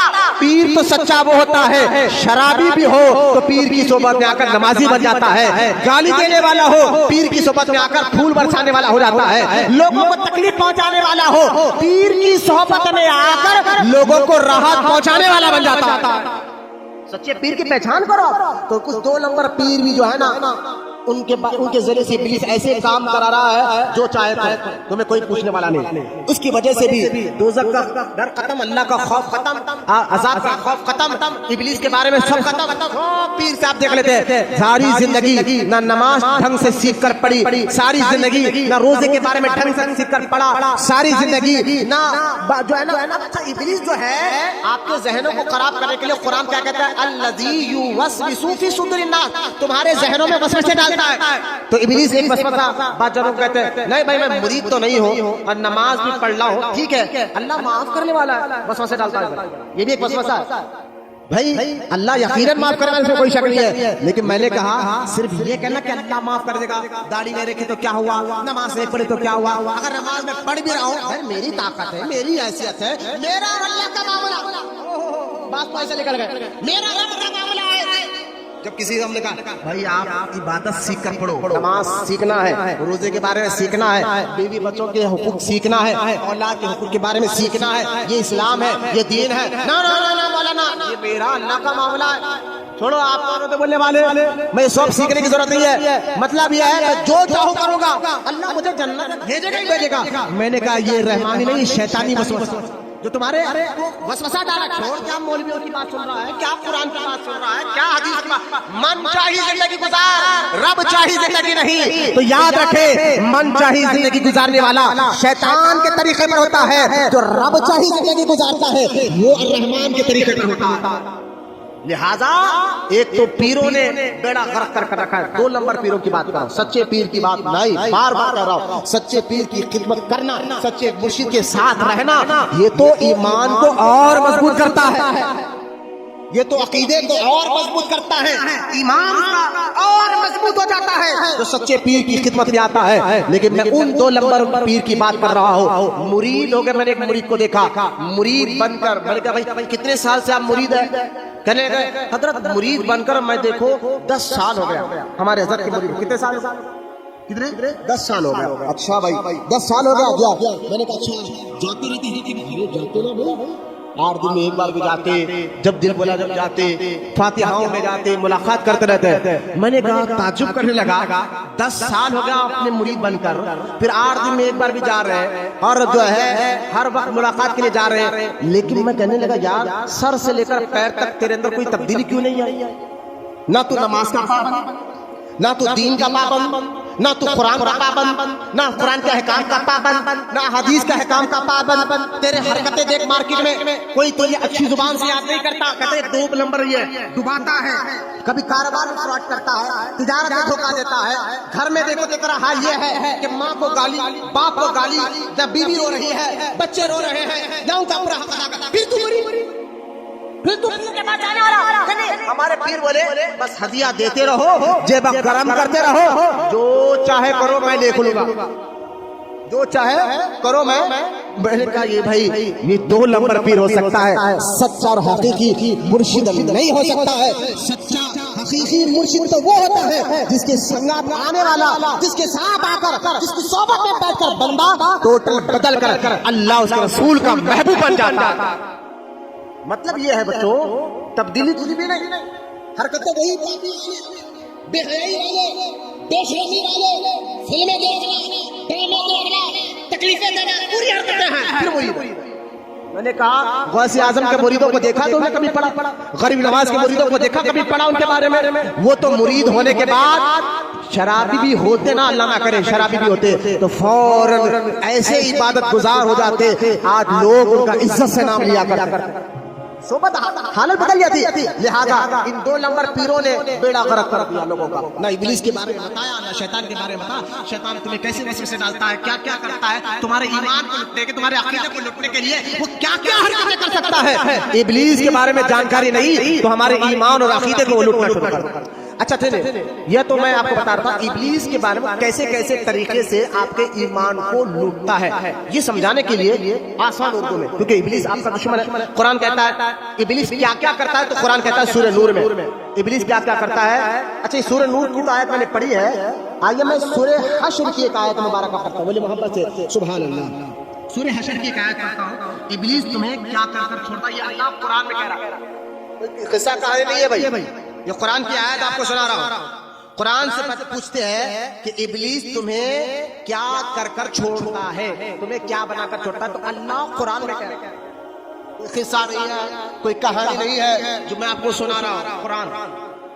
اور ابلیس کے بارے میں قرآن کیا کہتا ہے؟ سورہ حشر میں اللہ کہتا ہے کمثال الشیطان، شیطان کی کہاوت ایسی ہے، جب اس نے ترجمہ سنا تو کہ وقت قریب آ گیا، صرف 10 منٹ رہ گئے، کون آ رہا جا رہا اٹھ رہا بیٹھ رہا کیا کرا، نہیں، میری طرف توجہ دیجیے۔ شیطان تمہیں کیا بناتا ہے، کیا کرتا ہے؟ اللہ قرآن میں کہتا ہے۔ اب دیکھیں اللہ قرآن میں کہتا ہے شیطان، اب ترجمہ سنا رہا ہوں، شیطان کی کہاوت ایسی ہے، جب اس نے آدمی سے کہا کفر کر، کفر کر، شیطان کیا کرتا ہے آدمی کو؟ چھوڑیے کام کر، کفر کر، غلط کام کر، کفر کر۔ پھر جب وہ آدمی شیطان کے بہکاوے میں آ کر کفر کر لیتا ہے، اللہ کو ناراض کرنے والا کام کر لیتا ہے، تو پھر کیا ہوتا ہے؟ شیطان الگ ہو جاتا ہے۔ جب دیکھتا ہاں ابلیس جو کرنا تھا کرا دیا، 14 سال سے عمر سے لے کر 50 سال کی عمر میں جو کرنا تھا کرایا، شراب پلایا، جوا کھلایا، لوگوں کو گالیاں دینا سکھایا، روٹی بنایا، پہلوان بنایا، اور جو ہے 2 نمبری کام جو کرانا تھا کرایا، یہاں تک کہ اللہ بابا یہ بھی بولنے لگا، سارے کام کرنے لگا، جہاں تک کہ کہہ دیا چھوڑ، نبی تو ہماری طرح ہے، وہ کیا کر سکتے ہیں، ولی کیا کر سکتے ہیں، وہ کیا کر سکتے ہیں، انہوں کیا کر سکتے ہیں، لہذا یہ سارے کام کراتا کون؟ قرآن میں اللہ کہتا ہے ابلیس، شیطان کراتا ہے، شیطان کرا کر کیا کرتا ہے؟ پھر الگ ہو جاتا ہے، دیکھ لیا سارا کام کرا لیا، مرنے والا ہے، الگ ہو جاتا ہے، کہتا میں تو اللہ سے ڈرتا ہوں، میں نے تجھے جو بنانا تھا بنا دیا۔ یہ کون کہہ رہا ہے قرآن میں؟ اللہ کہہ رہا ہے، سورہ حشر آیت نمبر 17، جس میں اللہ کہتا ہے کمثال الشیطان، شیطان کی مثال ایسی ہے، اذ قال للانسان، وہ انسان کو کافر بنا کر چھوڑتا ہے، اذ قال للانسان الکفر، وہ انسان کو کافر بنا کر چھوڑتا ہے۔ اچھا یہ آیت جب قرآن میں ہے نا، حضرت ثناء اللہ پانی پتی رحمۃ اللہ تعالی علیہ اس آیت کی تفسیر میں ایک واقعہ لکھا ہے، شیطان کس طرح لوگوں کے ایمان کو لوٹ کر کیسا اللہ کا نافرمان بناتا ہے۔ قرآن کہتا ہے ایمان والو شیطان سے ہوشیار رہو، وہ تمہارا دشمن ہے۔ تو اب دیکھیں قرآن کہتا ہے کہ علامہ ثناء اللہ پانی پتی رحمۃ اللہ تعالی علیہ تفسیر ثنائی میں اسی آیت کے تحت ایک واقعہ لکھا کہ کس طرح ایمان، کہتے کہ بنی اسرائیل میں ایک عبادت گزار شخص تھا اور اتنی عبادت کرتا تھا، جو دعا کرتا اللہ قبول کرتا، لوگ جاتے اس کے پاس دعائیں کراتے، وہ دعا کرتا، اس کی دعا سے اللہ لوگوں کے مشکلوں کو آسان کر دیتا، ایسا عبادت گزار، جبکہ وہ 200 سال سے پہلے کے لوگوں کی عمر 300 سال 400 سال ایک عام بات تھی، غور سے سنیے، پہلے دور کے لوگوں کی عمر لمبی ہوتی تھی، 200 سال 300 سال یہ عام بات تھی۔ آج کے دور میں 50 سال 60 سال تک جینا بہت مشکل کی بات ہے، کیونکہ میرے آقا کی حدیث سرکار نے فرمایا میری امت کی عمر یہ تو 50 60 یا 60 سال ہوگی۔ پہلے دور میں 200 سال 300 سال عمر ہوتی تھی لوگوں کی، تو صحابہ اس لیے روئے کہ یا اللہ کے رسول، پہلے کے لوگ 200 سال 300 سال تک جیتے تھے تو ان کی نیکیاں زیادہ، ان کی عبادت زیادہ، ہماری عمر 50 سال 60 سال، لہٰذا نیکی میں اچھے کام میں پہلے کے لوگ آگے نکل گئے۔ تو اللہ تعالیٰ نے قرآن میں سورہ خضر نازل کر فرمایا حبیب تیری امت کو ایک رات ایسی دوں گا جس کو شب قدر کہتے ہیں، جو اس رات کو پالے تو اللہ 1000 سال سے زیادہ اس کو عبادت کا ثواب عطا فرماتا ہے۔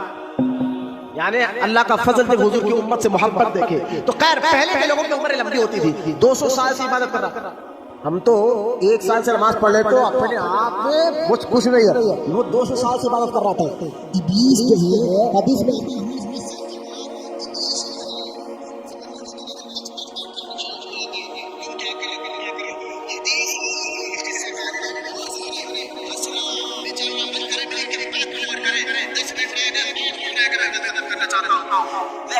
ابلیس نے اپنے چہرے کو بلا کر کہا یہ جو بنی اسرائیل کا عبادت گزار ہے، اتنے سال سے اللہ کی عبادت کر رہا، اس کو کون بھٹکائے گا، اس کو ایمان سے کون ہٹائے گا؟ ایک ابلیس کا چیلا بولا سب نے تو کوشش کر لی ہے، مجھے اجازت دیجیے میں اس کا کام کرتا ہوں۔ بولے ٹھیک ہے تجھے اجازت جو کرنا ہے کر۔ اب کیا کیا اس چیلے نے، ابلیس کے چیلے شیطان نے کیا کیا، اسی علاقے کے جو بادشاہ تھا، بادشاہ کی بیٹی کے جسم میں گھس گیا۔ غور سے سنیں، یہ تفسیر میں واقعہ آیا ہے، تفسیر ثنائی میں، جو اہل علم ہے اس کتاب کی مضبوطی کو جانتے ہیں. جو میں واقعہ سنا رہا ہوں، کوئی قصہ نہیں ہے، واقعہ مضبوط ہے، غور سے سنیں. قرآن کہتا ہے شیطان تمہیں کافر بنا کر چھوڑتا ہے. کیسے لہذا تفسیر سبعی میں آتا ہے کہ ابلیس جو ہے اس بادشاہ کی بیٹی کے جسم میں گھس گیا اور عجیب عجیب پاگل حرکتیں کرنا شروع کر دیا. اب ڈاکٹروں کے پاس، اس دور کے حکیموں کے پاس بتا کہ علاج نہیں ہوا، تو ابلیس کیا کرا، انسانی شکل میں اس بادشاہ کے محل کے پاس گیا اور جا کر بادشاہ سے کہنے لگا بادشاہ تمہاری بیٹی بیمار ہے. جبکہ یہی تھا وہ جو بیٹی کے اندر گھس کر تنگ کر رہا تھا. انسان بن کر بھی یہی چاہا. سوچتے جائیے ابلیس کیا کیا کر سکتا ہے. قرآن کہتا ہے یہ تمہارا کھلا دشمن ہے. تو ابلیس انسان بن کر آیا، کہنے لگا آپ کی بیٹی بیمار ہے. بولے ہاں بہت بیمار ہے، سب ڈاکٹروں کو بتاؤ کہیں علاج نہیں ہو رہا. ایک کام کریے، اپنی بیٹی کو، وہ جو عبادت گزار بندہ ہے نا تمہارے، بولے ہاں اس کے پاس لے جائے، اس کی دعا سے صحت ہو جائے. کبھی کبھی ابلیس کیا کرتا، لوگوں کو بھٹکانے کے لیے بھی اچھے کام کرا لیتا، لیکن ہم سمجھتے نہیں بات کو. لہذا ابلیس کے بہکاوے میں آ کر بادشاہ نے اپنی بیٹی کو لے جا کر ان سے دعا کرائی، دعا مانگی. یہ تو تھا ابلیس دور ہٹ گیا، صحت ہو گئی، خوش ہو گیا بادشاہ میری بیٹی ٹھیک ہو. واپس آئے، کچھ دن کے بعد پھر ابلیس گھسا. دیکھیں کیسا ابلیس لوگوں کے ایمان کو خراب کرتا ہے. پھر گھسا، پھر بادشاہ کیا کرا، بیٹی کو لے کر گیا اور جانے لگا. ابلیس کہنے لگا انسان شکل میں ایک کام کرو، کچھ تھوڑے دن جو ہے آپ بیٹی کو اس کے خانقاہ میں چھوڑ دو، اس کے پاس چھوڑ دو تاکہ اس کی صحت ہو جائے، اس کے بعد اپنے گھر لا لینا. تو بادشاہ نے کہا وہ بڑا نیک آدمی نہیں مانے گا. عاجزی کرو، انکساری کرو، اسے ہاتھ پیر پڑو، کہو کہ میری بیٹی کو تھوڑے دن رکھ لے. نیک آدمی ہے، بدماش آدمی نہیں، اچھا آدمی ہے، سارا محلہ گواہی دیتا، عبادت گزار ہے، کچھ غلط کام نہیں کرے گا، چھوڑ کر آؤ. بادشاہ گیا، بیٹی کی حالت کو دیکھ کر عاجزی کرنے لگا، کہنے لگا کچھ دن رکھ لیجیے، کچھ دن رکھ لیجیے. بڑی مشکل سے وہ بندہ مان گیا، ٹھیک ہے کچھ دن میں رکھا، حکم دے دیا. کچھ دن کے بعد ابلیس کیا کرا، اسی عبادت گزار ایک کیسے خوبصورت ہے، اب نظر پڑی، نیت خراب ہوئی، غلط کام ہو گیا. جب غلط کام ہو گیا ابلیس آ کر یہ کیا کر دیا تو نے، اب تو تجھے بادشاہ چھوڑے گا نہیں، ایک کام کر اس کو مار دے اور قتل کر کے دفن دے. اگر بادشاہ آ کر پوچھے کہاں ہے میری بیٹی تو کہنا بیمار تو تھی، مر گئی، میں نے دفنا دیا. تو نیک آدمی بھی ہے، بادشاہ انکار بھی نہیں کرے گا، اچھا گمان کرے گا. اس نے کہا یہ بات تو صحیح ہے. اس عبادت گزار نے کیا کیا، اس شخص کو یعنی اس لڑکی کو مار دیا، قتل کر دیا، دفن کر دیا. کچھ دن کے بعد بادشاہ آیا، کہا میری بیٹی کا ہے، کہا بھائی تمہاری بیٹی تو تھی بیمار، مر گئی، لہٰذا میں نے اس کو دفن کر دیا ہے. تو بادشاہ رویا دھویا اور مانتا بھی تھا نیک آدمی، اچھا یوز کرا ہوگا، کچھ غلط ہوا بھی نہیں ہوگا. لہٰذا بادشاہ گھر جانے لگا، راستے میں وہی انسان بن رکا. آپ کو معلوم ہے کیا ہوا؟ ایسا ایسا واقعہ ہوا اور ایسا تمہاری بیٹی کو مار دیا گیا، قتل کر دیا گیا. اب بادشاہ واپس آیا، کھود کر جسم کو نکالا گیا، مار کے نشان تھے، قتل کے نشان تھے. بادشاہ نے بہت غصے میں آ کر کہا اب اس بدبخت کو پھانسی پہ چڑھایا جائے. لہٰذا پھانسی کے تختے پر لٹکا دیا. ابلیس جب بھی قریب آیا آ کر کہنے لگا ارے بہت برا ہو گیا تمہارا سنگت، ایک کام کر. کیا اگر تو میرے کو سجدہ کر لے. کیسا آ کر ابلیس بھٹکاتا. ابلیس کے بارے میں جانتے نہیں ہیں، ہمیں طرح طرح کے مسئلے ڈالتا. تو مجھے سجدہ کر لینا، میں تیری جان بچا تیرے کو یہاں ابھی بچاؤں گا. اس لیے کبھی وسوسے ڈال کر یہ غلط کام کر لے تو دیکھا کر لے. میں نے کہا چھوڑو، تھوڑا غلط کام کرے جا کر. ابلیس کہنے لگا کہ مجھے سجدہ کر لے میں بچا لوں گا. تو اس نوجوان نے کہا جو عبادت گزار تھا 200 سال تک اللہ کی عبادت کر رہا تھا، اس نے کہا پھانسی کا پھندا گلے میں ہے، سجدہ کیسے کرو تجھے؟ کہا سر کے اشارے سے کر، یوں اشارہ کر میں مان لوں گا. اس نے اللہ کو چھوڑ کر اس کو معبود بنایا، فوراً سجدہ کیا. ابلیس کہنے لگا میں تو چاہ رہی تھا تیرا ایمان برباد ہو، تیری عبادت برباد ہو. اب میں اللہ سے ڈرتا ہوں. تو کون ہے میں پہچانتا بھی نہیں. بس اس طرح اس کے ایمان، اس کے عقیدے کو لوٹا گیا اور وہ دوزخ میں گیا. اب اس واقعے سے بتانے کا مقصد یہ ہے کہ ابلیس کیسے وسوسے ڈال کر آپ کو ایمان اور عقیدے کو لوٹنا چاہتا ہے. اگر آپ سوال یہ کرے مولانا ابلیس یہ کر سکتا ہے، قرآن میں اللہ کہہ رہا ہے وہ تمہارا دشمن ہے، پھر ہمیں وہ دکھتا نہیں، ہم بچے کیسا؟ اللہ کی پناہ میں کیسے آ جائے؟ اللہ کی پناہ کیسے آ جائے؟ دیکھو بھائی، بچنے کے لیے بھی ایک طریقہ ہے دنیا میں. جو جتنا بڑا طاقتور ہو، اگر آپ کا دشمن سامنے والا بہت پاورفل ہو، طاقت والا ہو، تو آپ کیا کرتے؟ اس سے بڑے طاقتور کو تلاش کرتے بچنے کے لیے. دشمن سے بچنے کے لیے کیا کرتے ہیں؟ कमजोर के पास नहीं जाते, उससे बड़े ताकतवर के पास जाते हैं, ताकि जो है मैं उससे बचूं। कमजोर को जाकर नहीं होते यार, उसका बच्चा होने वाले का भाई मैं उसका सामने कमजोर, तुझे क्या बचाऊंगा? तो अक्ल भी कहती है दुश्मन जितना ताकतवर हो उससे बड़े ताकतवर के पास जाओ और उससे कहो मेरी मदद कर। तो मेरे कहने का मगर मिसाल देकर आपको ये समझाना चाहता हूँ, अगर आप कहेंगे मौलाना इब्लीस हमें इस तरह के ख्यालात डालकर भटकाता है, शराब पीने लगाता है, जुआ खेलने लगाता है, माँ को बाप को रिश्तेदार को गाली देने लगाता है, हराम काम करने लगाता है, बचे कैसा?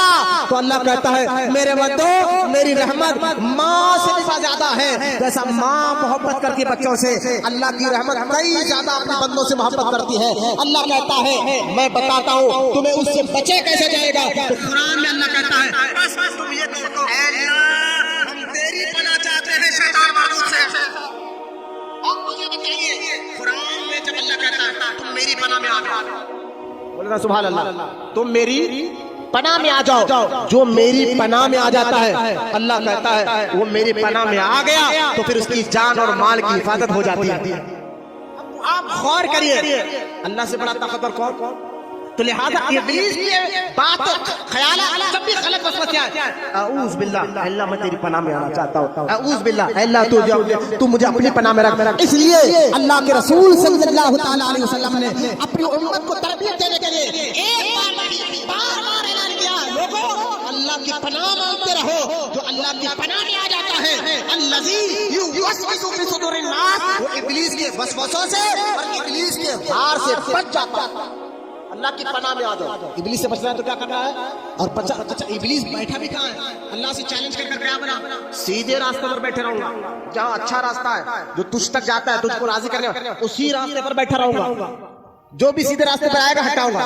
और जो सीधे रास्ता क्या है? अच्छे काम, नेक काम। जब भी आए वसवसा आया ये छोड़, ये करता रहा तो आगे नहीं बढ़ेगा, हलाल हलाल करता रहा तो आगे नहीं बढ़ेगा, वसवसा हलाल को छोड़, शराब पी कर कमा, जुआ खेल कर कमा, ये कर धोखा दे, ये वसवसा आए तो औज़ बिल्लाह अल्लाह मैं तेरी पनाह में आना चाहता हूं। एक सवाल ये काफी एक बार मौलाना अल्लाह की पनाह हमें मिल जाए, अल्लाह की पनाह का ठिकाना मिल जाए, वो कहाँ? अल्लाह की पनाह में आना है तो औज़ बिल्लाह पढ़ने से अल्लाह की पनाह मिलेगी, लेकिन थोड़ा ठिकाना भी तो बताइए, कोई जरिया भी तो बताइए। तो गौर से सुने, गौर से सुने इस बात को। अल्लाह की पनाह आपको कैसे मिलेगी? तो अल्लाह ने अपनी पनाह देने के लिए जरिए बनाया। अरे बोलो मोहब्बत से सुभान अल्लाह। जिस तरह बारिश अल्लाह बरसाता है जरिया अबर को बना देता है, भूख अल्लाह मिटाता है जरिया रोटी चावल को बनाता है, प्यास अल्लाह मिटाता है लेकिन जरिया पानी को बना देता है। तो जरिया खुदा नहीं है, उस जरिए से अल्लाह की मदद आ रही है। जरिया खुदा नहीं है, उस जरिए से अल्लाह की मदद आ रही है। इसी तरह अगर बंदा अल्लाह की पनाह मांगे तो अल्लाह की पनाह के ठिकाने क्या है? ये अल्लाह वालों के आस्ताने हैं, ये बुजुर्गान दीन है, ये अल्लाह के नेक बंदे हैं। जो इनके करीब आ जाता है वो अल्लाह की पनाह में आ जाता है। इसलिए अच्छों की संगत अख्तियार करो, अल्लाह के नेक बंदों की संगत अख्तियार करो, उनकी सोहबत अख्तियार करो, उनके साथ उठना बैठना करो। जो अच्छों और नेक बंदों की सोहबत में आ जाता है वो अल्लाह की पनाह में आ जाता है। जैसा कि आप देखें शेखुल इस्लाम बानी जामे निजामिया मौलाना अनवारुल्लाह खां फारूकी रहमतुल्लाह तआला अलैह कहते हैं अल्लाह की पनाह कैसे मिलेगी? तो देखो एक बताओ मेरे आका सल्लल्लाहु अलैहि वसल्लम जलवा फरमाते हैं, एक ऊंट जिसकी उम्र बड़ी हो गई थी, वो ऊंट भागता हुआ हुजूर के पास आया, भागता हुआ हुजूर के पास आया। हुजूर उसकी बात को गौर से सुन रहे हैं। जानवर हुजूर से बात करते थे, बोला ना मोहब्बत से सुभान अल्लाह। एक नहीं कई हदीसों में है, मकासिद इस्लाम में शेखुल इस्लाम अनवारुल्लाह खां फारूकी कहते हैं ऊंट हुजूर से बात कर रहा है और हुजूर सुन रहे हैं, गौर से सुन रहे हैं। सहाबा देख रहे हैं, सहाबा का भी अकीदा देखो, सहाबा ये जानते हैं कि हुजूर अल्लाह की अता से सबके इल्म रखता है, हुजूर अल्लाह की अता से सबकी बात सुनते हैं। लिहाजा सहाबा ये परेशान नहीं हुए कि ऊंट से क्या गौर से सुन रहे, नहीं, बल्कि सहाबा का अकीदा देखो। सहाबा पूछते हैं या रसूलल्लाह ये ऊंट आपकी बारगाह में क्या शिकायत लेकर आया है? अरे बोलो ना सुभान अल्लाह। एक जानवर से अकीदा सीखो वहाबियों। तुम कहते हो मदद अल्लाह से मांगना है, मैं कहता हूं यकीनन मदद अल्लाह ही करता है, लेकिन जानवर ने अकीदा बता दिया जो हुजूर के दरबार में आ जाए उसी को अल्लाह की मदद मिला करती है। अल्लाह को छोड़कर गैरुल्लाह के मत जाओ। मैंने कहा ये गैरुल्लाह का है, यही अल्लाह नहीं है। اللہ والا ہے. اب جان کر بات کر رہا ہے. حضور نے غور سے سنا اور سن کر فرمایا کہتا ہے کہ میرے والد نے مجھ پر ظلم کیا یا رسول اللہ, اور میں تب تک ہٹا کٹا نوجوان تھا, بہت خدمت دی, بہت کام لیا, مجھے کام کر جو ہے میرا گوشت بیچنا چاہتے ہیں, مجھے مارنا چاہتے ہیں یا رسول اللہ, مجھے اور جینا ہے, میں آپ کی پناہ میں آ گیا. او بولو محمد, میں آپ کی پناہ میں آ گیا ہوں, مجھے بچا لیجیے, مجھے بچا لیجیے. یہ اونٹ کو بھی معلوم ہے جو حضور کے پاس آیا اس کو اللہ کی پناہ مل جاتی ہے. لہذا اتنے یہ بات کر ہی رہے تھے, حضور اپنے صحابہ کو بتا ہی رہے تھے, اونٹ کا مالک بھاگتا ہوا آیا, کہنے لگا یا رسول اللہ یہ اونٹ کو میں کاٹ کر بیچنا چاہتا ہوں. یہ حضور نے پہلے بتا دیا, پہلے اپنے صحابہ کو بتا دیا تھا معاملہ یہ ہے, اور مالک بھی آ کر وہی بات کر رہا. سرکار نے فرمایا نہیں, تو نے اس سے کام لیا, اب اس کے بچے ہیں, یہ جینا چاہتی ہے, اس کو جینے دے, لہذا ایک کام کر, یہ اونٹ کی جو قیمت ہے لے کر چلا جا اور اس کو زندہ چھوڑ دے. وہ اونٹ کی قیمت لے کر چلا گیا, پیسے لے کر, اور حضور نے کہا اس اونٹ سے جا, تو آزاد ہے, جب تک چاہے زندگی جی لے. تو اس حدیث کو بتا کر شیخ الاسلام بانی جامعہ کہتے ہیں اللہ کی پناہ میں آنا کیسے ہے, جو اللہ کے محبوبوں کے قریب ہو جاتا ہے وہ بھی اللہ کی پناہ میں آ جایا کرتا ہے. جو اللہ کے محبوبوں کے قریب آتا ہے وہ اللہ کی پناہ میں آتا ہے. قرآن کہتا ہے ایمان والو شیطان کے نقش قدم پہ مت چلو, اس سے بچنا ہے تو اللہ کی پناہ میں آ.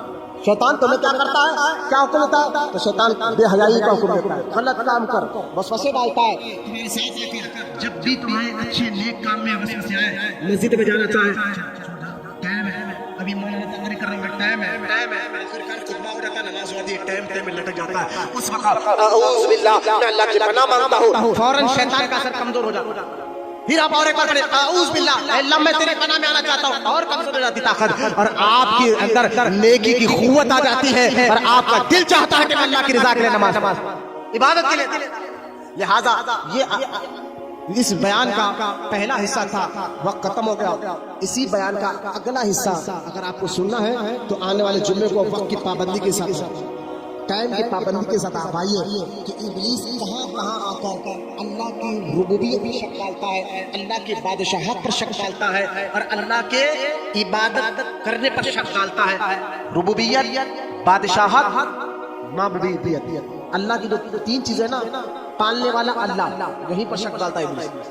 چھوڑ, اگر اللہ پر بھروسہ کرا تو بھوکا مر جاتا ہے, جبکہ پالنے والا اللہ ہے. تو ربوبیت پہ شک ڈالتا ہے, پہلے وار کرتا ہے, یہ کام کر, یہ کام کر, یہ کام کر, یہ کام کر کر خوب پیسہ کما سکتا. لہذا ایک تو ربوبیت پہ شک ڈالتا ہے, دوسرا اس کی بادشاہت پر شک ڈالتا ہے, تیسرا چھوڑی عبادت کرنے سے کیا ہو رہا, نماز پڑھنے سے کیا ہو رہا, داڑھی رکھنے سے کیا ہوتا, یہ کیا ہوتا بولنے میں اتنا خراب کر دیتا, بندہ زندگی گزار دیتا, نہ نماز سیکھتا, نہ عبادت سیکھتا, نہ اچھے کام سیکھتا ہے. تو یہ تین چیزیں پر شک ڈال کر ہمارے ایمان اور عقیدے کو ابلیس لوٹتا ہے. اس لیے کبھی بھی ایسے غلط وسوسے ہمارے ذہن میں آئے, غلط کام کے راستے پر ابلیس بلائے, وسوسے ڈالے, تو آپ کو پہلے کیا کرنا ہے, اعوذ باللہ من الشیطان الرجیم 10 بار پڑھ لینا. آپ پڑھ کر دیکھیں انشاءاللہ. حدیث میں سرکار نے فرمایا جو اللہ کی طرف اور اللہ کی پناہ میں آنا چاہتا ہے, اللہ کی طرف ایک قدم اٹھاتا ہے, اللہ اس کی طرف 10 قدم آگے بڑھتا ہے. تم آؤ تو صحیح نا, پھر اللہ دیکھو کرم کے زوال, پھر جو اللہ کی طرف دوڑ کر آتا ہے, اللہ کی رحمت اس کے قریب تڑپ کر آتی ہے. اللہ کی پناہ میں آ جاؤ تو کس طرح ربوبیت پہ شک ڈالتا ہے, اس کی بادشاہت پر شک ڈالتا ہے, عبادت کرنے پر شک ڈالتا ہے. یہ ساری باتیں انشاءاللہ اللہ زندگی رکھا تو آنے والے جمعہ میں آپ کے سامنے رکھوں گا. یہاں تک میرا عنوان تھا, شیطان تمہارا کھلا دشمن ہے, اس سے بچنا ہے تو اللہ کی پناہ مانگو. اللہ کی پناہ کے ذریعے اپناتے رہو, اچھوں کی صحبت اپناتے رہو, نیک لوگوں کی صحبت اپناتے رہو. جو نیک اور اچھے لوگوں کی صحبت میں آ جاتا ہے وہ بھی اللہ کی پناہ میں آ جاتا ہے. اللہ کی بارگاہ میں دعا ہے اللہ ہم تمام کو کہنے سننے سے زیادہ عمل کی توفیق عطا فرمائے. وما علینا الا البلاغ والحمد للہ رب العالمین. ایک